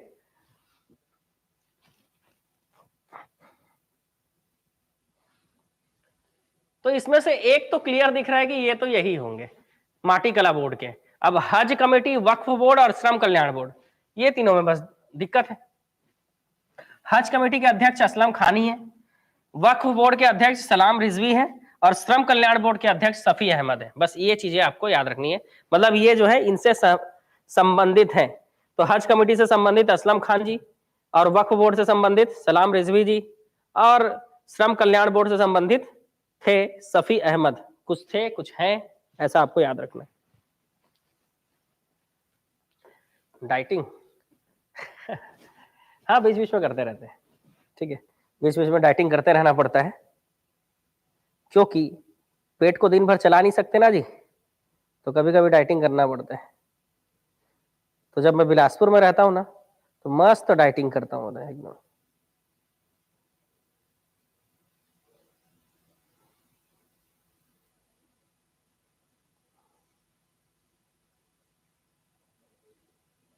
तो डाइटिंग करना भी जरूरी है कभी कभी, दिन भर खाते पीते थोड़े ना रहोगे। चलो आगे बढ़े अगले क्वेश्चन की ओर।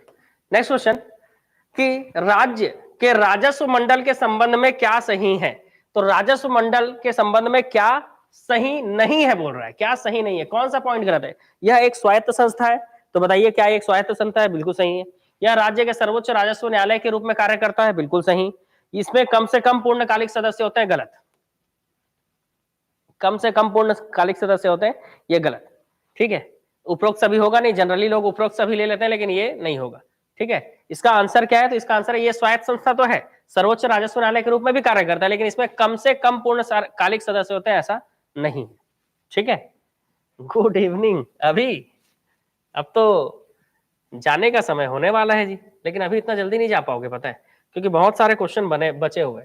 ठाकुर प्यारेलाल ग्रामीण विकास संस्थान का उद्घाटन कब किया गया। ओहो, चलो उद्घाटन पढ़ते हैं। तो ठाकुर प्यारेलाल ग्रामीण विकास संस्थान कितने शब्दों का है जी, तो 1 2 3 4 5। ठाकुर प्यारेलाल ग्रामीण विकास संस्थान 5 शब्दों का है, सीधा मिला दिया मैंने इसको 2005 से। जय माता दी। ठीक है, उसके बाद राज्य अल्पसंख्यक आयोग का गठन 2001 में। आदिम जाति अनुसंधान एवं प्रशिक्षण संस्थान, ये आपका 2004 में। ठीक है, आदिम जाति अनुसंधान और प्रशिक्षण संस्थान 2004। राज्य उर्दू एकेडमी की अधिसूचना की स्थापना 2003। बड़ा खतरनाक है जी आप लोगों को याद करने, जान छूट जाएगा। मैं तो बता दिया, लेकिन आपका जान छूट जाएगा, लेट हो गए, इसको लेट है ना बोलते हैं। मैक्स टू मैक्स 6 बजे तक मेरी क्लासेस स्टार्ट हो ही जाती है ना। टारगेट रहता है कि 5 बजे चालू हो, लेकिन अब से इवनिंग में मेरी क्लासेस 6 बजे के करीब स्टार्ट हो जाएगी। 6 बोल रहा हूं मतलब 6 से 6:30 के बीच में स्टार्ट हो ही जाएगी। ठीक, तो ये 8:30 बजे लेट होना थोड़े ना बोलते हैं, ये तो एंडिंग आ गया। ठीक है, हाँ। चलो अगला, वर्तमान में छत्तीसगढ़ राज्य औद्योगिक विकास निगम के अध्यक्ष निम्नलिखित में से कौन है। तो वर्तमान में छत्तीसगढ़ राज्य के औद्योगिक विकास निगम के अध्यक्ष अब ये बदल जाएंगे जी। क्यों बदल जाएंगे, क्योंकि सरकार बदल गई है, तो छत्तीसगढ़ के औद्योगिक विकास निगम के अध्यक्ष अब बदल जाएंगे, तो इनमें से याद करने की जरूरत नहीं है। ठीक है, अभी तो 30 जून 2023 को ही नंद कुमार साय को, है ना, किसको, नंद कुमार साय को, है ना, ये अग्रवाल नहीं, इनको अध्यक्ष बनाया गया था, लेकिन अब जो है औद्योगिक विकास निगम के अध्यक्ष जो है बदल जाएंगे। ठीक है, तो अभी तो नंद कुमार साय थे, लेकिन अब बदल जाएंगे, तो बदल के पढ़ना। ठीक है, स्टार करके लिख लो, ये चीजें पलटती हैं। ठीक है, ये चीजें आपको करंट अफेयर से बदल कर पढ़ना होगा। ठीक,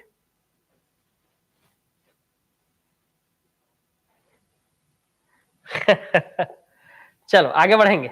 छत्तीसगढ़ सरकार का आदिवासी अनुसंधान और प्रशिक्षण संस्थान कहाँ मौजूद है। छत्तीसगढ़ सरकार का आदिवासी अनुसंधान और प्रशिक्षण संस्थान कहाँ मौजूद है। ये भारत का 15वां है, छत्तीसगढ़ में जो स्थापित है, ये भारत का 15वां है, जो 2 सितंबर 2004 को स्थापित किया गया था रायपुर में। 2 सितंबर 2004 को रायपुर में स्थापित किया गया था।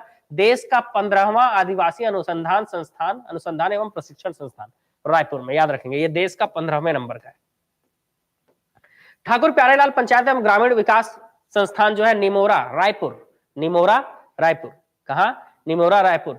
ठाकुर प्यारेलाल पंचायत ग्रामीण विकास संस्थान 5 शब्दों में है, मतलब 2005 में इसकी स्थापना की गई थी, निमोरा। छत्तीसगढ़ में लोक सेवा गारंटी अधिनियम कब से लागू हुआ। अब नौकरी तो हम एग्जाम दिला रहे हैं, लेकिन नौकरी मिलने के बाद हमको सैलरी मिलेगा कि नहीं, नौकरी मतलब एग्जाम पास करने के बाद हमको नौकरी मिलेगा कि नहीं, इसके लिए लोक सेवा गारंटी अधिनियम लाया गया छत्तीसगढ़ में, कि अगर आप एग्जाम दिलाए हो और आपका सिलेक्शन हुआ है तो नौकरी बिल्कुल आपको मिलेगा। ये गारंटी अधिनियम जो है ये लाया गया 2011 में, मतलब इसके पहले गोलमाल है भाई, सब गोलमाल है, ऐसा था। 2011 में सोचो लोक सेवा गारंटी अधिनियम लाना पड़ गया भाई। किस वर्ष छत्तीसगढ़ में सामाजिक अपराध रोकने के लिए प्रताड़ना निवारण अधिनियम लाया गया, किस वर्ष बताइए। सामाजिक अपराध रोकने के लिए, टोनही प्रताड़ना, टोनही नहीं लिखा है यहाँ जी, है ना। ठीक है, यहाँ पर टोनही नहीं लिखा हुआ है, तो याद रखेंगे, है ना, टोनही प्रताड़ना अधिनियम निवारण अधिनियम, प्रताड़ना अधिनियम नहीं, प्रताड़ना निवारण अधिनियम, ठीक है। ये कब लाया गया? तो टोनही प्रताड़ना निवारण अधिनियम 2005, ठीक है, याद रखेंगे 2005। बहुत बढ़िया। चलो अगले प्रश्न की ओर चलते हैं। क्या बात है, शानदार, आपने 100 क्वेश्चन कंप्लीट कर लिए, लेकिन आज 100 क्वेश्चन से ज्यादा है, तो आप लोग बताइए पूरा कंप्लीट कर ले आज के आज कि छोड़ दें। राज्य जनसंपर्क विभाग ने शासन की नीतियों एवं कार्य योजनाओं के प्रचार प्रसार हेतु एक संस्था गठित की, उसका नाम क्या है? तो उसका नाम है छत्तीसगढ़ संवाद नामक संस्था गठित की गई है। छत्तीसगढ़ संवाद नामक संस्था गठित की गई है। नेक्स्ट, जनसंपर्क निदेशालय छत्तीसगढ़ में कहां स्थित है? तो जनसंपर्क निदेशालय जान रहे हो छत्तीसगढ़ में कहां है? तो जनसंपर्क निदेशालय जो है वो नया रायपुर में स्थित है। आंसर तो दिख ही रहा था। चलो, छत्तीसगढ़ राज्य की भू अभिलेख कंप्यूटरीकरण परियोजना कहां है? तो मैं तो देखता हूं भाई ये चीज, है ना, भू अभिलेख मैंने देखा भी है, वो भूइया करके है, सीजी भूइया, ठीक है। तो सीजी भूइया करके है, प्रोजेक्ट भूइया ना, भूइया करके है, एप्लीकेशन है, आप डाउनलोड कर सकते हैं। वैसे वहां से आप अपना, अगर आपके पिताजी का कोई जमीन वमीन है तो उसमें आपको दिखने लगेगा खसरा नंबर से। लोक सुराज अभियान का उद्देश्य क्या है? तो लोक सुराज अभियान का उद्देश्य क्या होता है जी? तो लोक सुराज अभियान का उद्देश्य होता है जन समस्याओं का निराकरण। आप भी देखे हो, चलो अच्छी बात, जन समस्याओं का निराकरण। नेक्स्ट, एनआईसी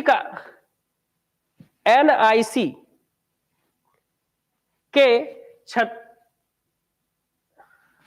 यहां से काट दो। एनआईसी के छत्तीसगढ़ राज्य केंद्र वर्ष खाली स्थान में स्थापित किया गया, ठीक है।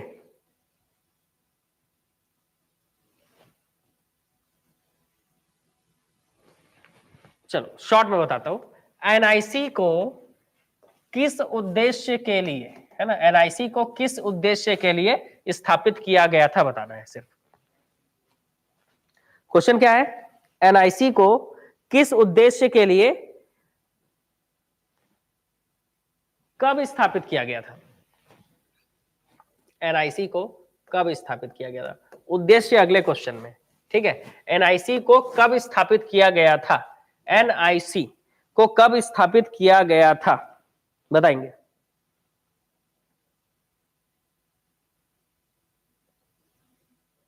दो 2004 में, 2003 में, 2001 में या 2002 में? ज्यादा हो गया आज। 2001 में एनआईसी की स्थापना की गई थी। चलो अगला, एनआईसी के छत्तीसगढ़ राज्य के केंद्र का उद्देश्य है, क्या उद्देश्य है भाई? तो एनआईसी का जो उद्देश्य है वो है सरकारी विभागों और संगठनों को आईसीटी सूचना और संचार प्रौद्योगिकी सेवाएं प्रदान करना, मतलब ऑप्शन नंबर ए, ठीक है। ऑप्शन नंबर ए, सूचनाएं सेवाएं प्रदान करना, ठीक है, सेवाएं प्रदान करना, सूचना और संचार प्रौद्योगिकी के सेवाएं प्रदान करना। नेक्स्ट, छत्तीसगढ़ में शिक्षा कर्मियों का संविलियन किस विभाग में करने की प्रक्रिया चल रही है? वो हो शिक्षा कर्मी वालों, किस विभाग में?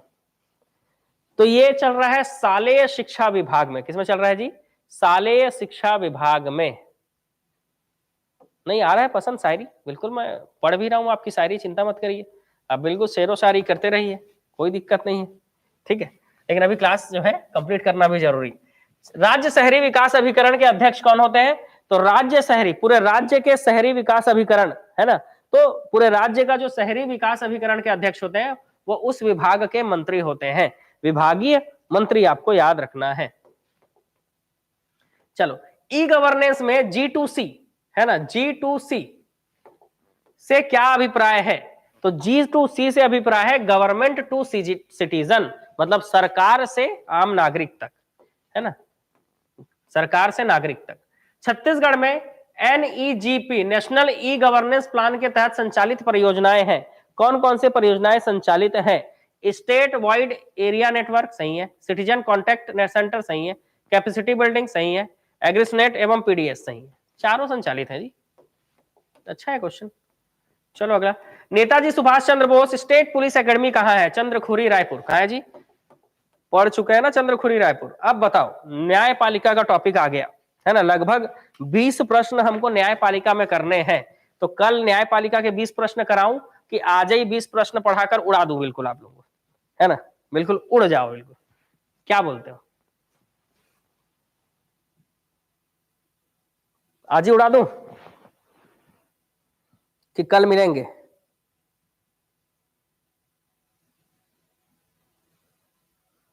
बताओ जी।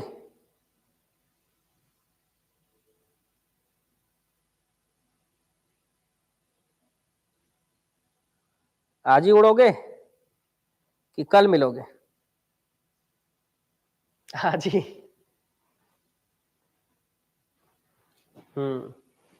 कुछ लोगों को बढ़िया एकदम मैनर से बोल रहे हैं, बिल्कुल आज ही पढ़ाइए सर जी। और कुछ लोग आज ही पढ़ा दो, आज ही खत्म कर दो। ये मैनर्स नहीं है, ठीक है। इतना सिखाने के बाद भी नहीं सीखते हो जी, है ना। टीचर्स से बात करने के लिए एक मैनर्स होना चाहिए आपके अंदर, ठीक है। 20 ही तो है ऐसा, ठीक। नहीं बिल्कुल कराएंगे, है ना। अब बाकी लोग भी जल्दी जल्दी सीखेंगे भाई, है ना, क्योंकि आप जो है एक कर्म अधिकारी बनने वाले हो, ठीक है। तो आपके गुरुजी ने आपको इतना भी मैनर्स नहीं सिखाया, ऐसा नहीं होना चाहिए कहीं पे, ठीक है। नहीं तो मेरा नाम लेना मत भाई कि आप लोग मेरे से पढ़े हो करके, क्योंकि हम तो सिखाते हैं आपको, आप ही नहीं सीख रहे हो तो आपकी गलती है, ठीक है। चलो, तो बिलासपुर में स्थापित छत्तीसगढ़ उच्च न्यायालय देश में स्थापित किया जाने वाला कौन सा उच्च न्यायालय है? तो 19वां। क्योंकि जैसे ही आप बिलासपुर रेलवे स्टेशन पहुंचते हो तो रेलवे जोन 16वां, और बिलासपुर रेलवे स्टेशन से आप जा रहे हो कहां? High court. तो हाई कोर्ट जाने में मान लो अब 3 किलोमीटर है, मान लो वहां से ज्यादा ही है वैसे तो 16 में 3 जोड़ेंगे तो 19, तो हाई कोर्ट जो है वो 19वां है। ऐसे करके आपको ट्रिक से याद रखना है, ठीक है, ये याद रखना है, ठीक। तो बिलासपुर जो है स्थापित किया जाने वाला 19वां हाई कोर्ट है ना। देश में 25 हाई कोर्ट है, 25 में से 19वां बिलासपुर वाला है, जिसको छत्तीसगढ़ हाई कोर्ट बोलते हैं। छत्तीसगढ़ राज्य का उच्च न्यायालय कहां है? तो बिलासपुर, बोदरी बिलासपुर, याद रखना है। छत्तीसगढ़ राज्य के महाधिवक्ता वर्तमान में कौन है? तो देखो इस क्वेश्चन को आप स्टार मार्क कर लीजिएगा, क्योंकि मैं जो अभी बता रहा हूं हो सकता है महाधिवक्ता आज बदल जाए, कल बदल जाए, 10 दिन बाद बदल जाए, ठीक। क्योंकि सरकार बदलती है तो महाधिवक्ता भी बदल जाते हैं, क्योंकि सरकार जो महाधिवक्ता होता है वो भारत छत्तीसगढ़ सरकार का वकील होता है, ठीक है। भारत सरकार के वकील को अटॉर्नी जनरल कहा जाता है, महान्यायवादी कहा जाता है। लेकिन जो राज्यों में जो सरकारें होती हैं, छत्तीसगढ़ सरकार है जैसे, तो छत्तीसगढ़ सरकार का जो वकील है वो महाधिवक्ता कहलाता है। तो जो सरकार आई है वो अपना महाधिवक्ता रखेगी ना जी, इसलिए ये बदल सकते हैं। वर्तमान में आपको मैं बता दूं, वर्तमान में सतीश चंद्र वर्मा है। कौन है वर्तमान में? सतीश चंद्र वर्मा है, लेकिन इंपॉर्टेंट है, याद रखिएगा ये बदल जाएंगे, ठीक है। तो अभी जैसे ही बदलेंगे ना तो याद कर लेना, ठीक है। नेक्स्ट, छत्तीसगढ़ उच्च न्यायालय के प्रथम मुख्य न्यायाधीश कौन है? तो छत्तीसगढ़ उच्च न्यायालय के प्रमुख मुख्य न्यायाधीश याद रखेंगे। सबसे पहले जो है आर.एस. गर्ग को बनाया गया था, लेकिन वो कार्यवाहक थे, मतलब सिर्फ काम संभालने आए थे कुछ दिन के लिए। उसके बाद सीधा W.A. शिशॉक को बनाया गया था।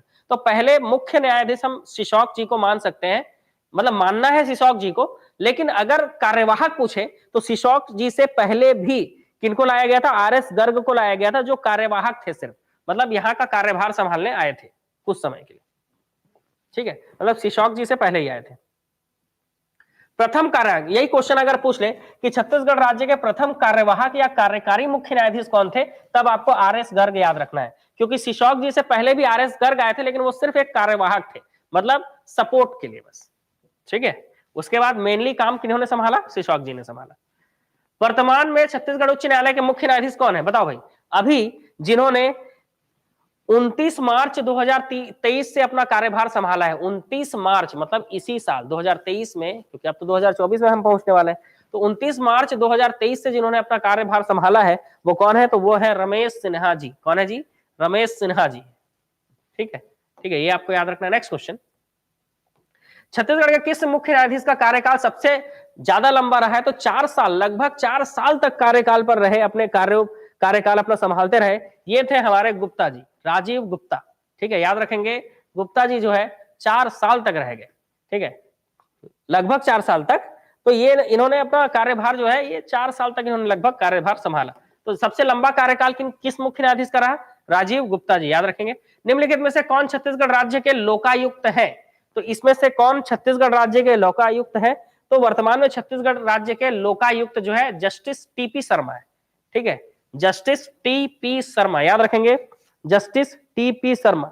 नेक्स्ट, छत्तीसगढ़ राज्य विधिक सेवा प्राधिकरण का मुख्यालय कहाँ है? सीधी सी बात है, हमारे यहाँ हाईकोर्ट कहाँ है जी?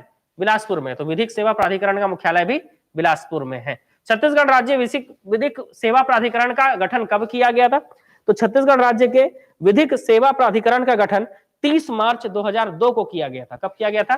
30 मार्च 2002, ठीक है, याद रखेंगे, 30 मार्च 2002, ठीक है। देखो भाई 10 क्वेश्चन कर लिए, अब थोड़ा देर और वेट करोगे तो 10 क्वेश्चन और करा दूंगा, जिससे आपका न्यायपालिका भी टॉपिक खत्म हो जाएगा। छत्तीसगढ़ में ग्राम न्यायालय की कार्यवाही एवं अभिलेख किस भाषा में रखा जाता है? तो देखो आप जान रहे हो, ग्राम में जो भाषा है, ठीक है, वो हर जगह की भाषा अलग है, थोड़ा सरगुजा में भाषा थोड़ा अलग हो जाता है, बस्तर में थोड़ा भाषा अलग हो जाता है, तो इस तरह से ग्राम न्यायालय में भाषा कौन सा रखे? तो जनरली हमारे यहाँ भाषा कौन सा रखा गया है? हिंदी। क्या रखा गया है? ग्राम न्यायालय में भाषा जो रखा गया है वो हिंदी रखा गया है। इसको छत्तीसगढ़ी करने की मांग है, लेकिन इसको क्या रखा गया है? हिंदी रखा गया। ग्राम न्यायालय की स्थापना कौन करता है? तो याद रखेंगे, ग्राम न्यायालय की स्थापना जो है ये उच्च न्यायालय के परामर्श पर राज्य सरकार करती है, मतलब उच्च न्यायालय से सलाह लेकर राज्य सरकार करती है। कौन करते हैं? उच्च न्यायालय का सलाह लेकर राज्य सरकार। जिला न्यायाधीश शब्द संविधान के किस अनुच्छेद से आया है?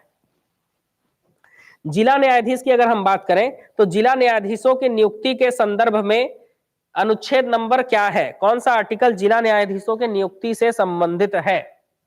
तो आर्टिकल नंबर 233 की अगर हम बात करें तो आर्टिकल नंबर 233 जो है वो जिला न्यायालय के से संबंधित है, आर्टिकल नंबर 233।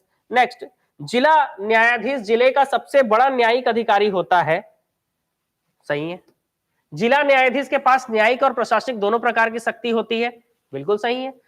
अपने न्यायालय के क्षेत्र का जो भी प्रशासन है वो संभालते हैं, तो ये तो बिल्कुल ऑप्शन नंबर ए होगा ना जी। इसका कथन भी सही है, कारण भी सही है, स्पष्टीकरण भी सही है, बिल्कुल सही है। जिला न्यायाधीश जो है जिले का सबसे बड़ा न्यायिक अधिकारी होता है और उसके पास न्यायिक और प्रशासनिक दोनों प्रकार की शक्तियां होती है, क्योंकि प्रशासन को भी वो क्या करता है? हड़काते रहता है, मतलब कि ये चीज ऐसा होना चाहिए, ठीक है। आगे, छत्तीसगढ़ राज्य में जिला न्यायाधीशों की नियुक्ति कौन करता है? तो छत्तीसगढ़ राज्य में जिला न्यायाधीशों की नियुक्ति, सीधी सी बात है, न्यायाधीशों की, राज्य के अंतर्गत जो न्यायाधीश होंगे उनकी नियुक्ति राज्यपाल करेगा। लेकिन राज्यपाल जो है, याद रखना,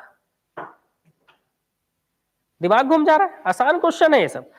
आपने अगर संविधान में आपने न्यायाधीशों का या जो न्यायालय का टॉपिक होता है, उच्च न्यायालय, उच्चतम न्यायालय, उच्च न्यायालय और जिला न्यायालय, ये टॉपिक अगर आपने नहीं पढ़ा है तभी ये क्वेश्चन आपको टफ लग रहे होंगे, नहीं तो ये क्वेश्चन टफ नहीं है, बहुत आसान क्वेश्चन है और जल्दी बन जाते हैं, क्योंकि वो कॉन्सेप्ट अगर संविधान वाला आपका क्लियर है तभी आपका जल्दी बनेगा, ठीक है।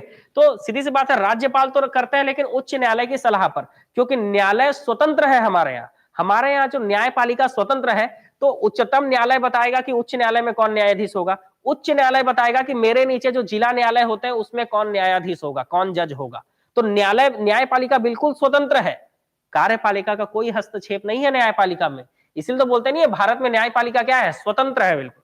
इसलिए राज्यपाल को भी जब नियुक्ति करना होता है जिला न्यायाधीशों की, तो उसको सलाह लेना पड़ता है उसके ऊपर वाले न्यायालय से, क्योंकि जिला न्यायालय सबसे नीचे होता है, उसके नीचे उच्च न्यायालय होता है। तो जिला न्यायालय में अगर न्यायाधीश नियुक्त करना है तो उच्च न्यायालय से परामर्श लेना पड़ेगा। उच्च न्यायालय में जब राष्ट्रपति नियुक्त करते हैं किसको? मुख्य न्यायाधीश को, तो उच्चतम न्यायालय से परमिशन लेते हैं। और उच्चतम न्यायालय में भी राष्ट्रपति जब न्यायाधीशों को नियुक्त करते हैं तो वहीं के जो मुख्य न्यायाधीश होते हैं और अन्य न्यायाधीश होते हैं उन्हीं से परमिशन लेकर नियुक्त करते हैं। मतलब अगर देखा जाए तो न्यायपालिका बिल्कुल स्वतंत्र है, वो जिनको चाहे उनको नियुक्त करेंगे अपने क्षेत्र में, ठीक है। ये सब संविधान में आपको पढ़ाया गया है, ऐसा नहीं है नहीं पढ़ाया गया, ठीक है। रायपुर बार एसोसिएशन की स्थापना किस वर्ष की गई थी? तो रायपुर बार एसोसिएशन की हम बात करें तो रायपुर बार एसोसिएशन की स्थापना 1882 में की गई थी। चलो बहुत पहले किया गया था, राज्य बनने से पहले ही किया गया, ठीक है, राज्य बनने से पहले ही किया गया था। नेक्स्ट क्वेश्चन, छत्तीसगढ़ उच्च न्यायालय के न्यायाधीश जो राज्य के न्यायिक प्रमुख भी हैं, इनकी नियुक्ति के द्वारा किसके द्वारा की जाती है? अभी बातों ही बातों में मैंने आपको इनके बारे में बता भी दिया गया, ठीक है, कि आर्टिकल 217 के तहत कौन नियुक्त करता है? कमेंट करेंगे जल्दी से। गलत, कार्यपालिका के लोग नहीं।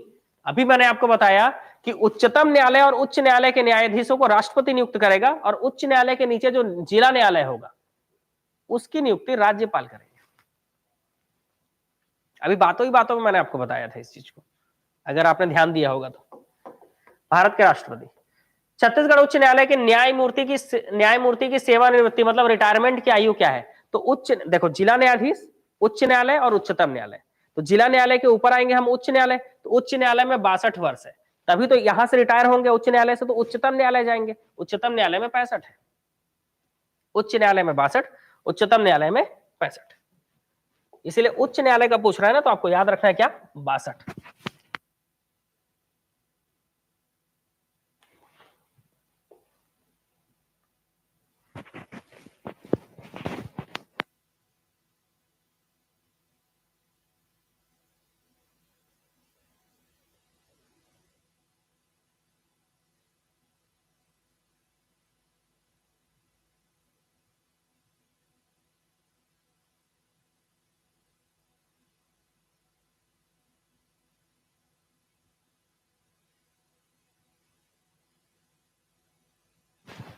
चलो, छत्तीसगढ़ राज्य उपभोक्ता विवाद प्रतितोष आयोग के वर्तमान अध्यक्ष कौन है? तो पढ़ लेते हैं इनके बारे में भी, ठीक है। इनकी नियुक्ति 18 अक्टूबर 2022 को की गई थी।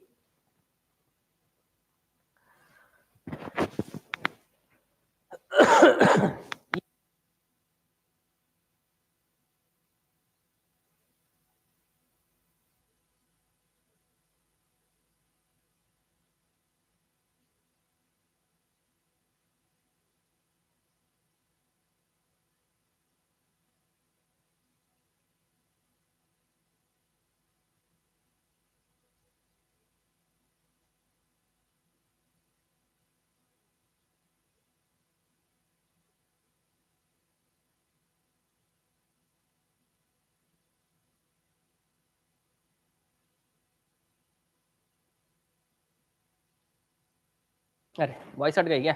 चलो अब आ रहा है। इसका आंसर ये है, राज्य उपभोक्ता विवाद प्रतितोष आयोग के वर्तमान अध्यक्ष गौतम चौरड़िया जी। कौन है जी? गौतम चौरड़िया जी हैं, ठीक है। ये आपको याद रखना है। इसके अलावा इनकी नियुक्ति 18 अक्टूबर 2022 को की गई थी। और जो भी हमारे पेड कोर्स के स्टूडेंट है, आपको मैं बता दूं, अगर आपको कंटेंट से रिलेटेड कोई भी प्रॉब्लम है तो इस नंबर पे आप क्या किया करो, पहले व्हाट्सएप में मैसेज कर दिया करो, है ना। और कम से कम एक दिन तो वेट करना बनता है, क्योंकि कई लोग क्या है अननेसेसरी मैसेज करते हैं, तो उन अननेसेसरी मैसेज को भी रिप्लाई करना पड़ता है। इस कारण आपकी प्रॉब्लम को देखने में कभी कभी टाइम लग जाता है, हमेशा ऐसा नहीं होता है, लेकिन आप जो है कोशिश किया करो व्हाट्सएप में मैसेज करने का, ताकि जितने भी मतलब व्हाट्सएप में मैसेज जब आते हैं ना, तो उन प्रॉब्लम को सॉल्व करने में हमको कम समय लगता है और जल्दी से जल्द हम क्या कर देते हैं, प्रॉब्लम को सॉल्व कर देते हैं, ठीक है। तो यहाँ आज जो है आज का क्लास यहाँ पर खत्म होता है, ठीक है। पूरा मैंने कार्यपालिका और न्यायपालिका आपको कवर करा दिया है प्रशासन में, ठीक है। इसके अलावा मैंने जो आपको बताया था, आप अपने मित्रों से भी बोल सकते हो इस चीज के बारे में, कि गांधी चौक में हमारा जो नया ब्रांच है, ठीक है, 2 जनवरी से पीएससी प्री के crash course, free crash course जो है आपका स्टार्ट हो रहा है, जो कि 1 महीने तक चलेगा। कब तक चलेगा? 1 महीने का रहेगा, 1 मंथ का फ्री क्रैश कोर्स रहेगा। ये भी ऑफलाइन रहेगा, पूरी तरह से फ्री रहेगा।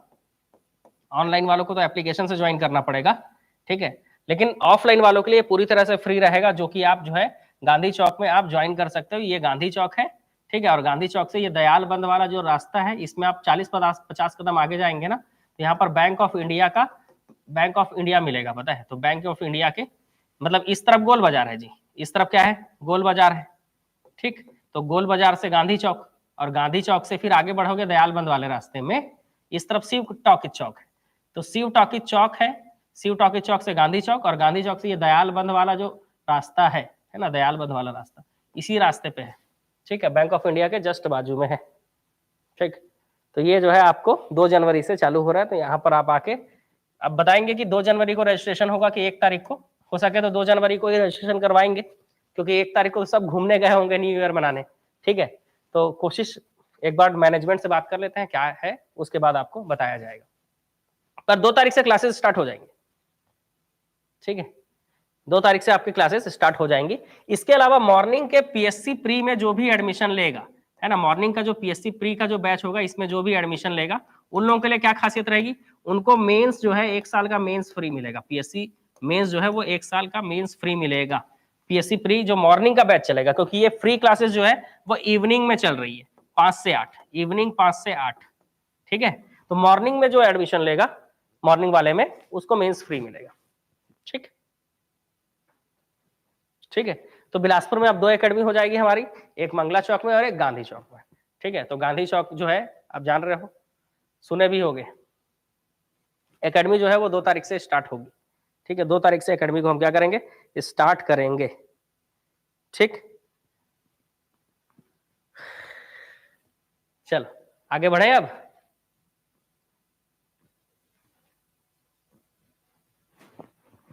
ठीक है, मामला खत्म। 1 जनवरी को आपका बर्थडे, अग्रिम बधाई आपको। तो बहुत बहुत धन्यवाद आप लोगों का क्लास में बने रहने के लिए, क्योंकि ऐसे टफ टॉपिक को पढ़ाने के लिए एक माहौल क्रिएट रहना जरूरी है, और आप लोग के माध्यम से ही ये सफल हो पाता है। ठीक है, और धीरे धीरे जो है आपका जो युवा इस एकेडमी है वो आगे बढ़ रहा है बिल्कुल, और ऊंचे ऊंचे बुलंदियों को छू रहा है भाई, बिल्कुल। ठीक है, नहीं क्रैश कोर्स तो मतलब एग्जाम तक का ही होता है ना जी। क्रैश का मतलब क्या होता है, क्रैश कोर्स का मतलब एग्जाम तक वैलिड रहता है। अगर आप एप्लीकेशन के माध्यम से क्रैश कोर्स लोगे तो वो एग्जाम तक के ही वैलिडिटी रहेगी, लेकिन आप कंप्लीट कोर्स लोगे तो उसमें 1 ईयर की वैलिडिटी होती है। हो सकते हैं, क्योंकि 1 महीने के लिए हम लोग ऑफलाइन में पूरा फ्री पढ़ाने वाले हैं, तो हो सकता है यूट्यूब से हम लोग गायब हो जाए, बताए बिल्कुल। ठीक है, लेकिन कोशिश करेंगे कि यूट्यूब से गायब ना हो हम लोग, लेकिन 1 महीने जो है हम लोग को फोकस करना है 5 से 8 के बैच पे, और इसमें जितने लोग भी ज्वाइन करेंगे ना, उनका पीएससी प्री हमको निकलवाना है। ठीक है, तो सीधी सी बात है, जिम्मेदारी लेते हैं तो उसको निभाना भी पड़ता है। तो अगर हमने इसकी इस जिम्मेदारी के बारे में सोचा है तो उसको पूरा तो करेंगे ना, और उसके लिए अगर हमको अपना समय देना पड़ा, एक्स्ट्रा टाइम देना पड़ा, तो वो भी देंगे। 5 बजे की जगह 3 बजे बुलाना पड़ा तो 3 बजे भी बुलाएंगे, बताए। ठीक है, लेकिन कोशिश रहेगी कि जो भी इस बैच में आएगा, ऐसा नहीं है कि फ्री है तो इस बैच को ज्वाइन करने से आपका एग्जाम नहीं निकलेगा। ऐसा है कि कुछ अलग सोचा है हमने, कि इस बैच को जो भी ज्वाइन करेगा उसको जो है पूरा हमारा कोशिश रहेगा कि उसका प्री निकल जाए। ठीक है, बाकी यूट्यूब वालों के लिए देखते हैं, बहुत सारी क्लासेस आपको दी गई है। इतना क्लासेस आपको दिया गया है, इतना क्लास कौन सा चैनल आपको देगा जी, जितना क्लासेस आपको दिया गया है। हाँ,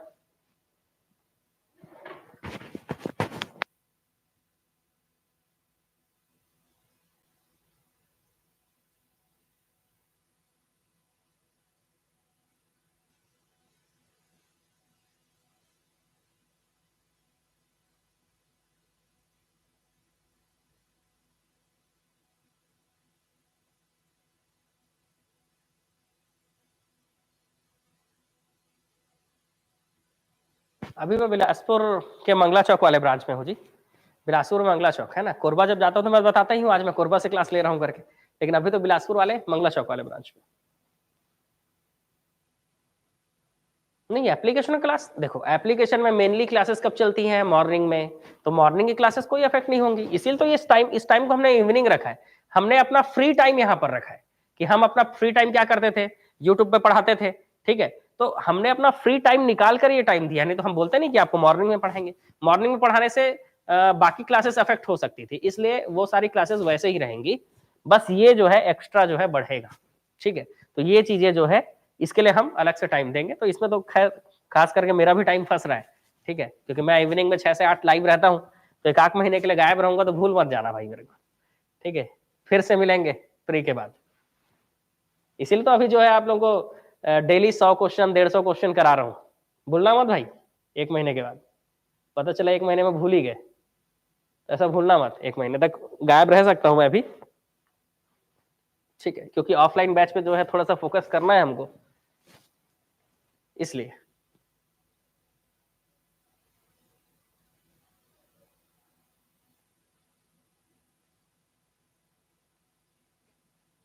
ठीक, चलो, तो नहीं भूलोगे, चलो बहुत बढ़िया, भूलना है भी नहीं।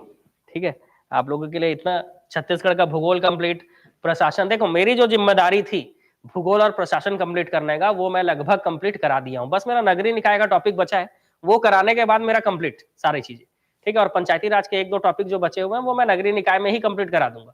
तो मेरा तो जिम्मेदारी जो था भूगोल और प्रशासन कंप्लीट कराने का, वो मेरा हो गया। सीधी सी बात है, मेरा टारगेट तो कंप्लीट हो गया।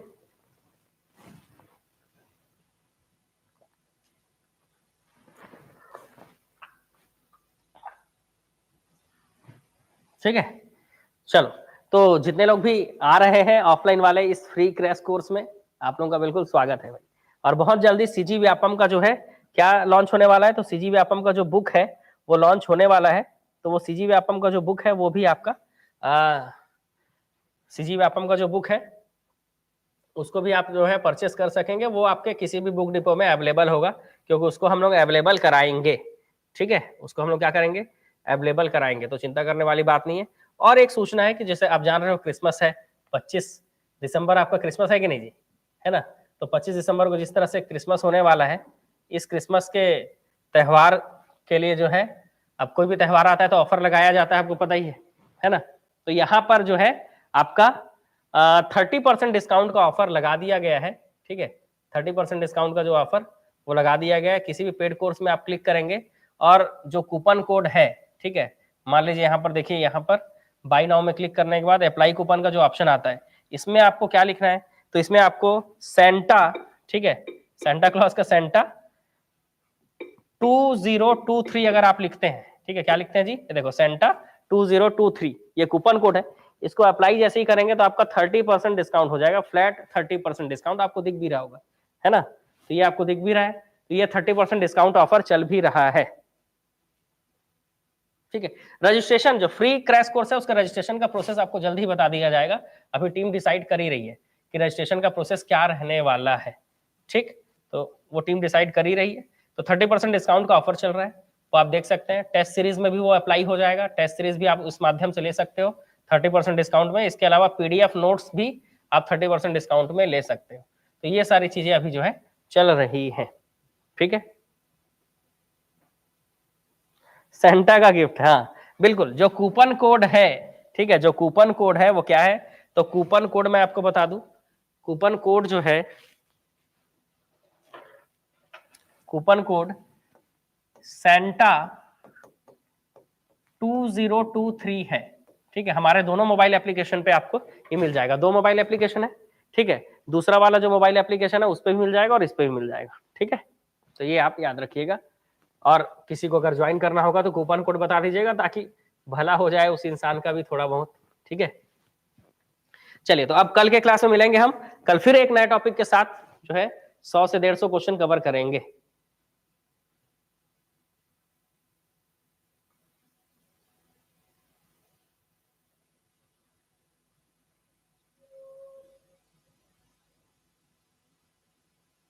सबको गुड नाइट। ठीक है, बढ़िया, हमारी टीम से आप कनेक्ट कीजिए। बढ़िया, ये रहा हमारे टीम का कॉन्टेक्ट नंबर, जिससे आप क्या कर सकते हैं, कनेक्ट कर सकते हैं, डिस्काउंट के बारे में पूछ सकते हैं कि कौन सा कोर्स, जिस कोर्स को आप ज्वाइन करेंगे उसमें डिस्काउंट क्या रहने वाला है। व्हाट्सएप में मैसेज कर सकते हैं, कॉल कर सकते हैं आप, है ना। पहले कॉल का सुविधा हम नहीं दे रहे थे, लेकिन आप कॉल का भी सुविधा आपको दे रहे हैं, बिल्कुल आप कॉल भी कर सकते हो। तो अब मिलेंगे हम कल की क्लास में। कल कुछ धमाकेदार टॉपिक लाना है भाई, तो जल्दी जाना पड़ेगा, तब तो प्रिपेयर करके जो है कल आपको बिल्कुल बेहतरीन, कोई बेहतरीन टॉपिक पढ़ाया जाएगा, या फिर हो सके तो नगरीय निकाय ही पढ़ा देंगे। ठीक है, ताकि प्रशासन कंप्लीट हो जाए, बिल्कुल मतलब जो टारगेट है छत्तीसगढ़ में भूगोल और प्रशासन का वो कंप्लीट हो पहले तो।